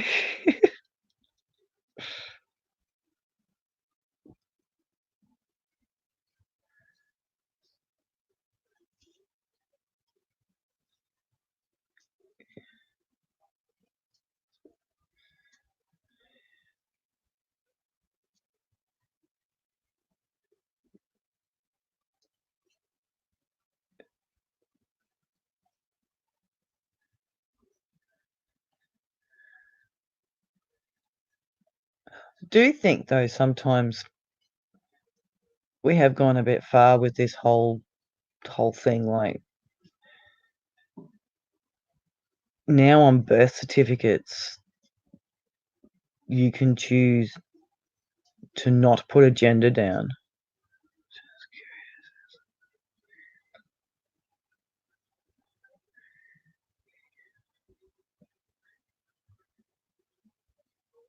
It's all good.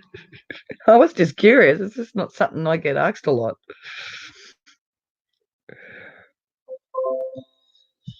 I do think now that sometimes, like, if you give birth to a child that is genuinely female or male, you normally put on the birth certificate they're male or female. Now you have the choice to put no gender at all. I do think society has taken this thing a little bit too far.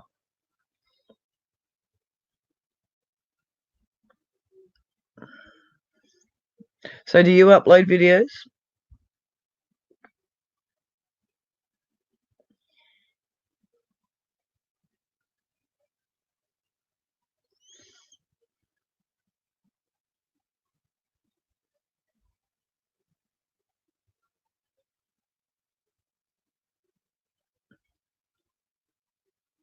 Mothership, how are you? I've been on for 3 hours and 40 minutes. So what is it? Dada, why don't you upload videos?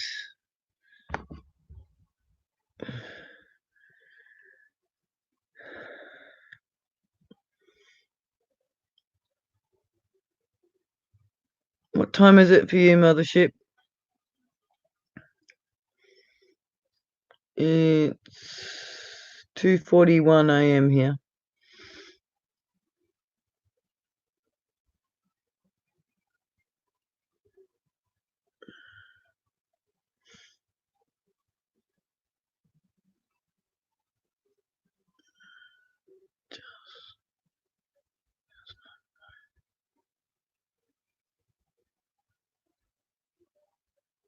Fair enough. I knew what you meant. It's all good. 8:42 a.m. Sounds like coffee time.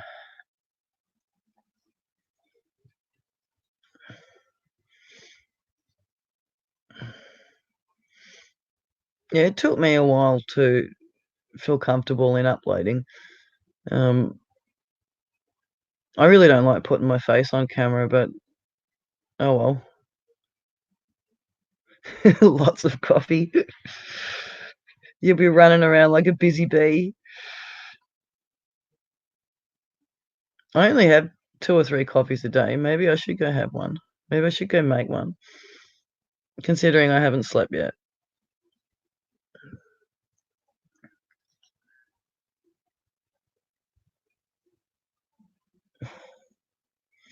Coffee's good for the soul.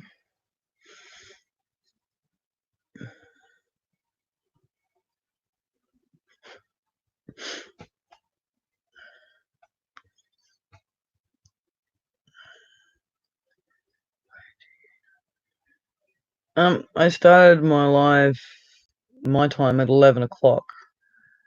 And I just realised what the time was about 10 minutes ago. And I think quite often I don't feel tired. And then when I do go to sleep, well, lately I haven't been sleeping well because I displaced my shoulder blade, which I think's another way of saying dislocated. So it kind of hurts.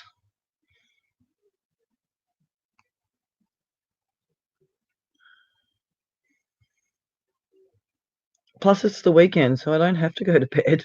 I don't have to get up for the kids to go to school.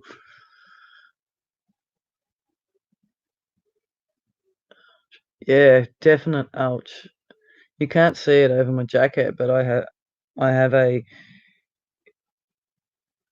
brace, I guess you could call it, that's holding it in place. And I got to go for ultrasound and X-rays to actually see what damage I've done. It's not the first time I've done it, but this time I did go to the doctor.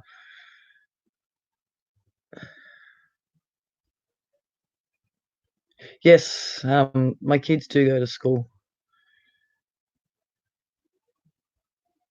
I don't homeschool, though I am thinking, depending on how we go with getting my son into high school, considering his special needs, but it looks like he's not eligible for the special school that my other daughter goes to because his IQ's too high. He won't. There's no way he'll go. Oh, thank you. I look like crap today or tonight, but thank you. Um, yeah, I'm thinking about homeschooling.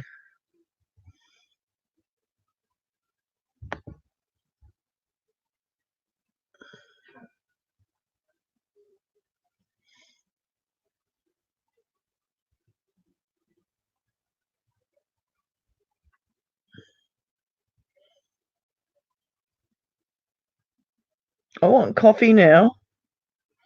It's all your fault.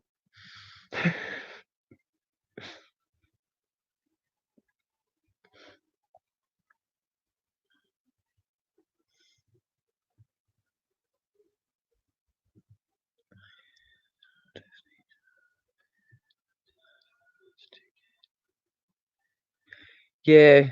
Um, at the moment, Jacob's in a special school,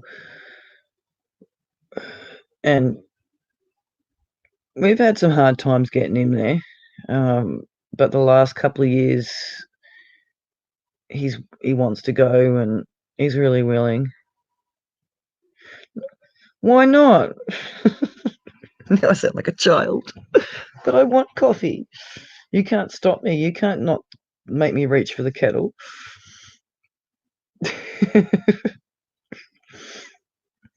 Maybe just a hot chocolate with coffee in it.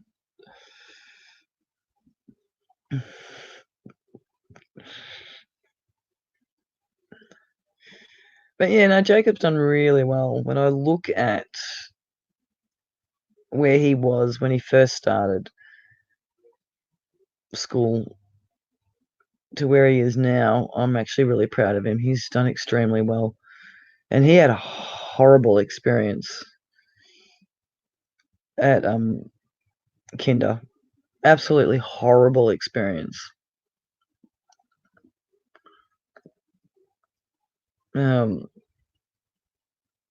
Where I have issues getting, because Jessica's autistic as well, I have issues getting Jessica to high school. She's in year 10 this year. But, if we're allowed to have mental health days off, and they're allowed to as well, so I let them have their days off if they need it.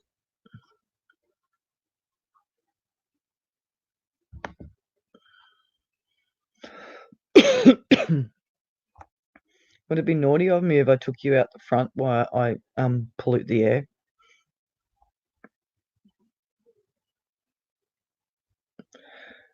Yeah, doesn't really matter where you go, what school, special school, whatever. Kids are cruel. Kids are cruel. Even as adults, we can be horrible, but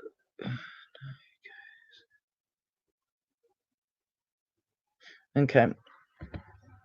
I've been given permission. I'm not allowed to have coffee, but I'm allowed to pollute the air. Oh!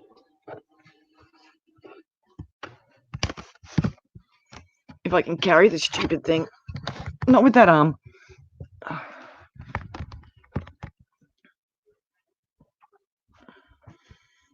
I'm going to enjoy my porch. If I was on my phone, I'd be able to flip it the other way and you could see the pussycats. Oh, 3 of them are curled up in a ball.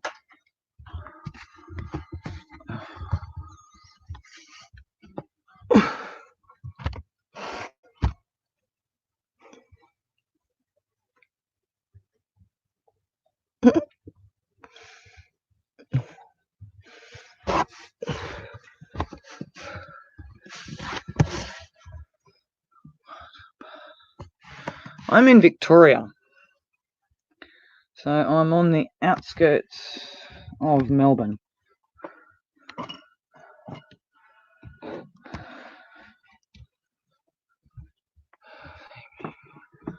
No, they haven't really been bullied a lot.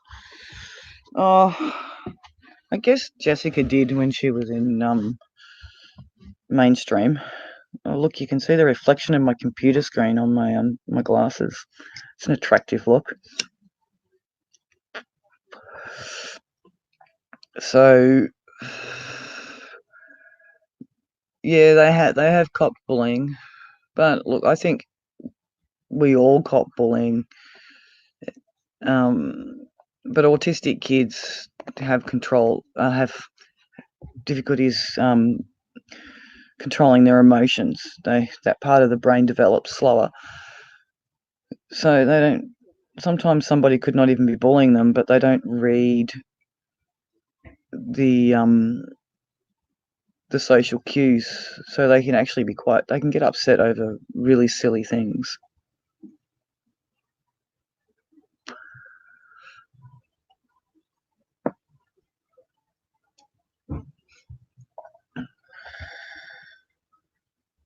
One of my neighbours is getting home late. Yeah.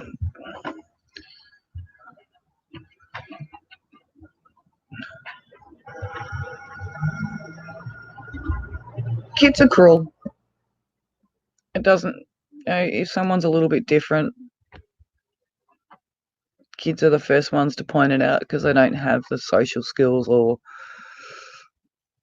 that part of the developed brain to recognise it.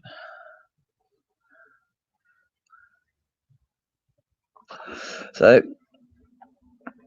I'm sort of on the outskirts of Melbourne, so I'm not classified as proper country, but I'm not really in the city either. So I'll be, I don't know, I think classified as the outer eastern suburbs.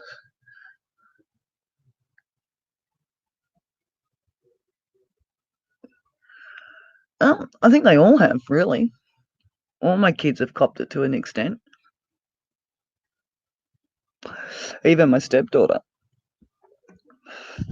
It's I guess it's how we react to it. It's how we.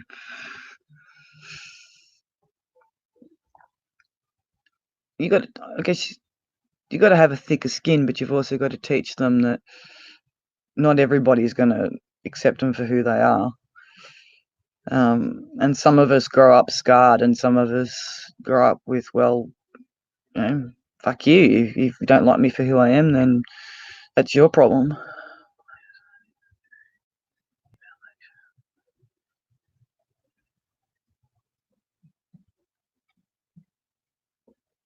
Yeah, and a lot of autistic kids do. A lot of kids are highly intelligent and struggle with social. And autism's becoming more and more apparent. The spectrum is actually, like, Asperger's apparently no longer exists. It's actually just part of the spectrum. And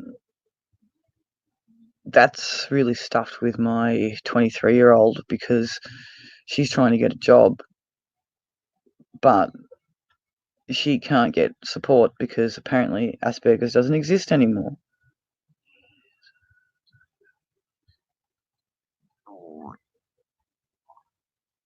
Yeah.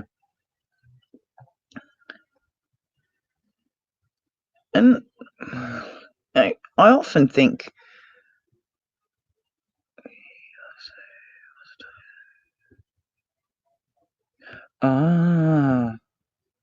oppositional defiancy disorder. Is that what it is?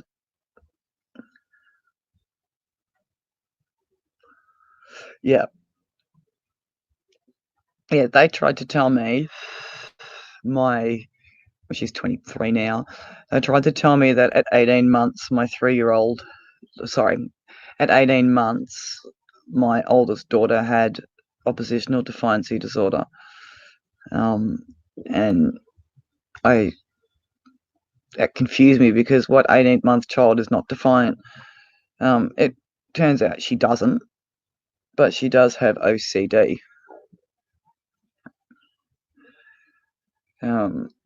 And she's Asperger's.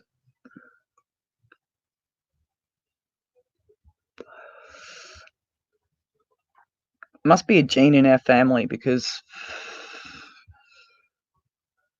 my oldest has got it, my third oldest has got it, and my youngest has got it, autism, but they're all very different in the spectrum as well. And I'd say out of all my kids, Jessica's probably got it the worst. Jacob's definitely ADHD. Without his meds, he's a nut. But that could be just because he's a boy too.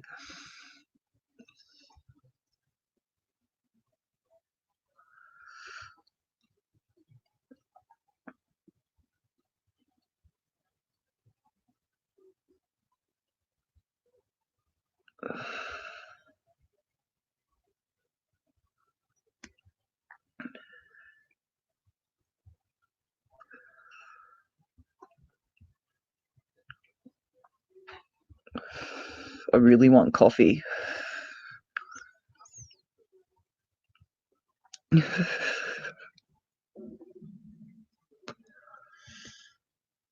Why are these cats fighting over the food bowl? There's plenty to go around.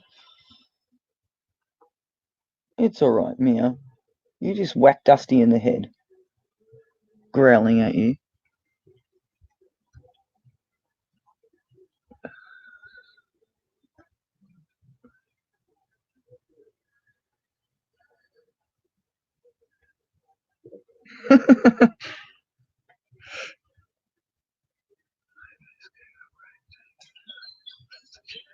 Thank you for popping in, Mothership. I really appreciate it.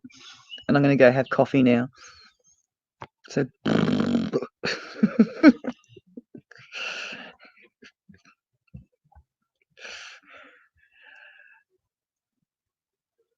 No. I'm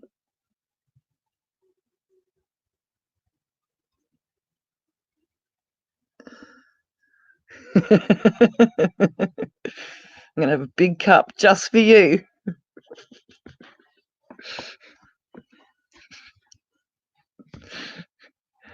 Catch you again sometime soon, Mothership.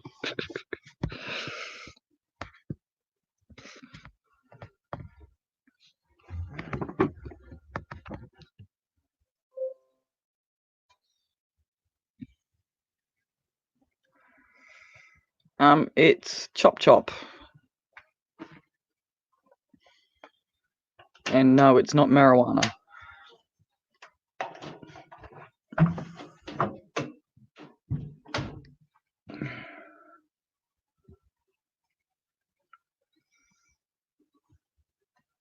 Oh, I can't see what I'm doing. No, I'm not singing you a song. That would be weird. But I am going to make coffee. Oh, wrong light switch.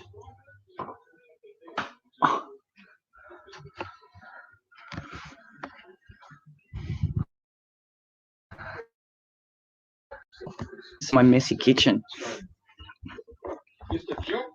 And listen to ABC radio.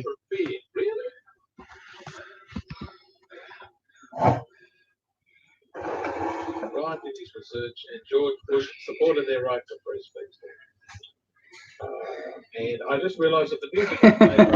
Fair enough.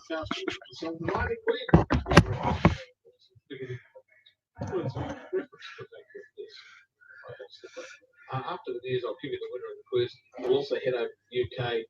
No, not where the house is a mess. But I'll be back in a minute. I've got to find my cup.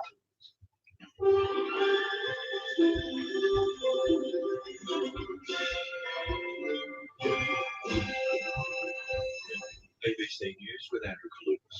A new case of the coronavirus at the Howard Springs quarantine facility outside Darwin has brought the national number of those infected to 22. Fatima Alumi has more. Another Queensland passenger has been confirmed to have the virus. Oh, lovely. In isolation in Howard Springs overnight, before being flown back home later today. There are now 7 cases confirmed from the Diamond Princess. 1 from South Australia, 1 from Western Australia. Well, the coronavirus is 3 from Queensland. now in Queensland. We already have it in Victoria. The quarantine has been successful. COVID-19 has been contained in Australia. There's no new cases in the general population in the last week. The 260 cases are placed in the house to arrive before the Diamond Princess passengers remain in the hotel in the South Australian Okay. Oh, I'm being naughty and having sugar instead of honey.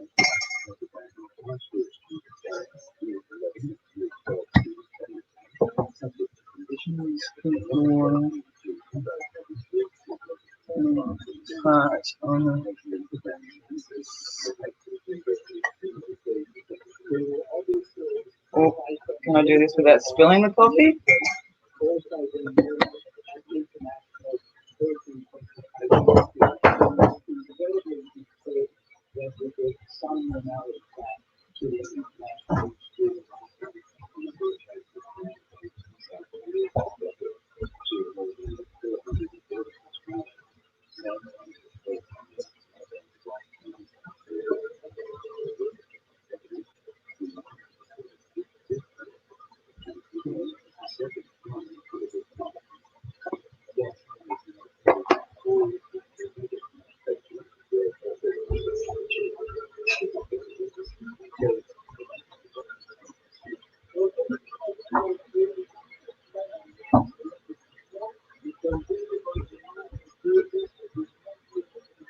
So wait for the kettle to boil now.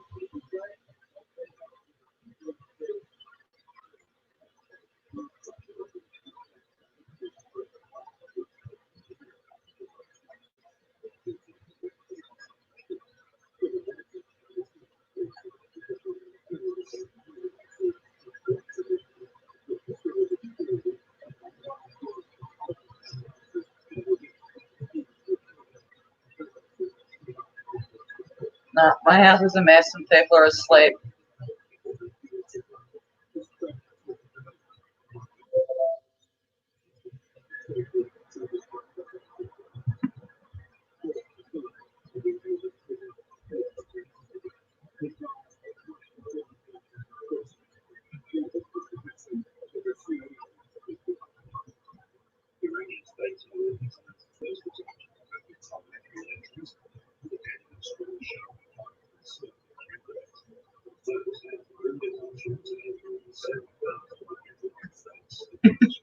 After my coffee.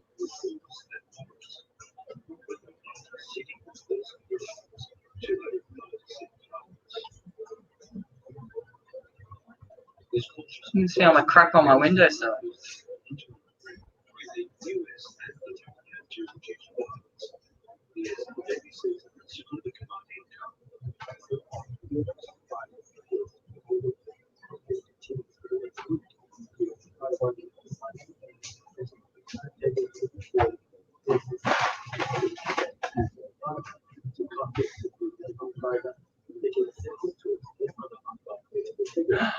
Kettle's boiled.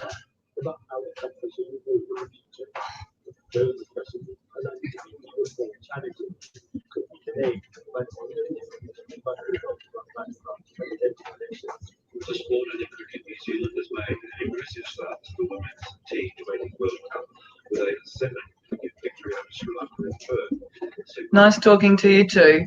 Reached the target of Thank you for hanging in there. captain selected in mind to shoot 75 not out, while 55 balls. And God bless. Today, Soccer Perth Warriors moved to the second spot in the A-League ladder after a 1-all draw with the Raw. In Brisbane, the other match between Newcastle Jacksonville and also finished in that one. ABC.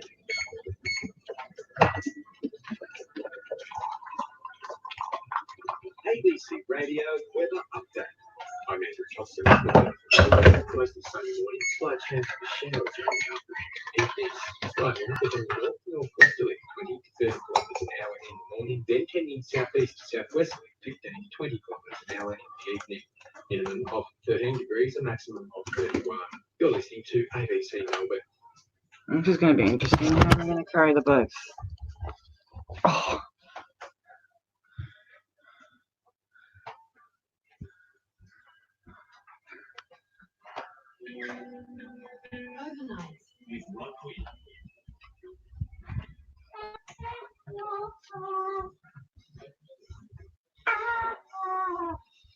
Good.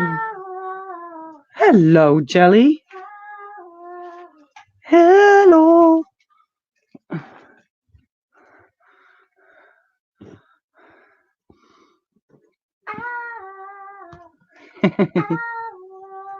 Hello. That wasn't the coffee, thank God.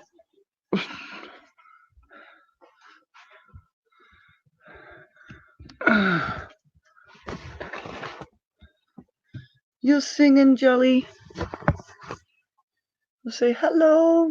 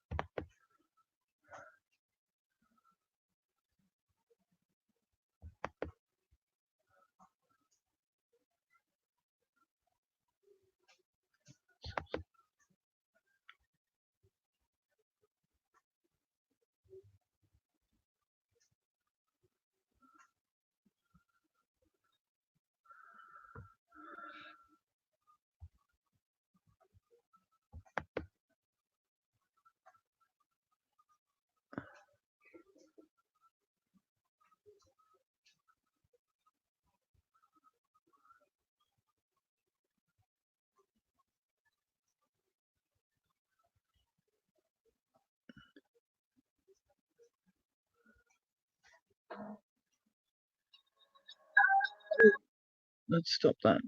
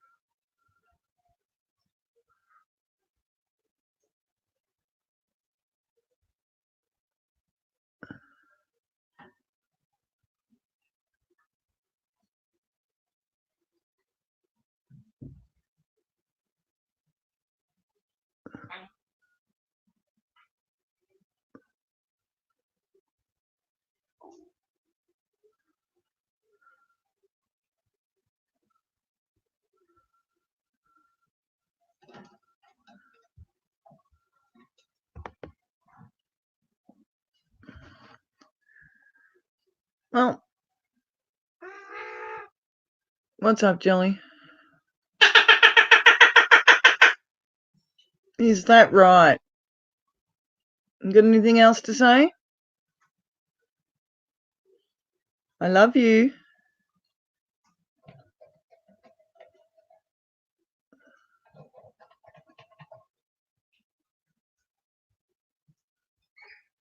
You gonna say I love you? No, you wait until I walk out of the room.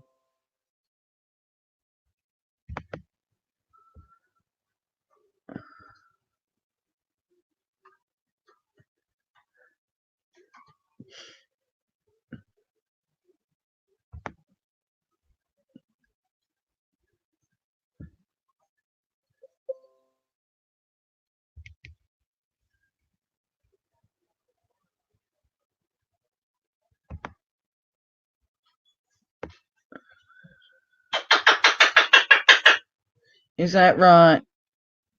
I know you can speak more.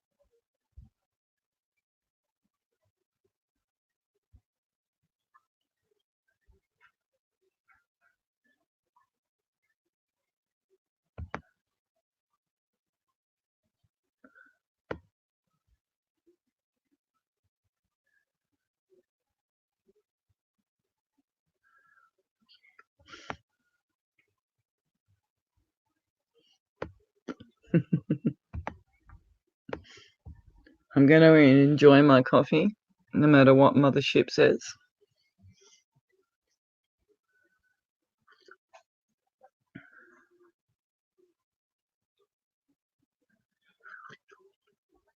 And I think I might call it a night. Thank you, everybody, for watching. And please keep Betty Boo in your prayers.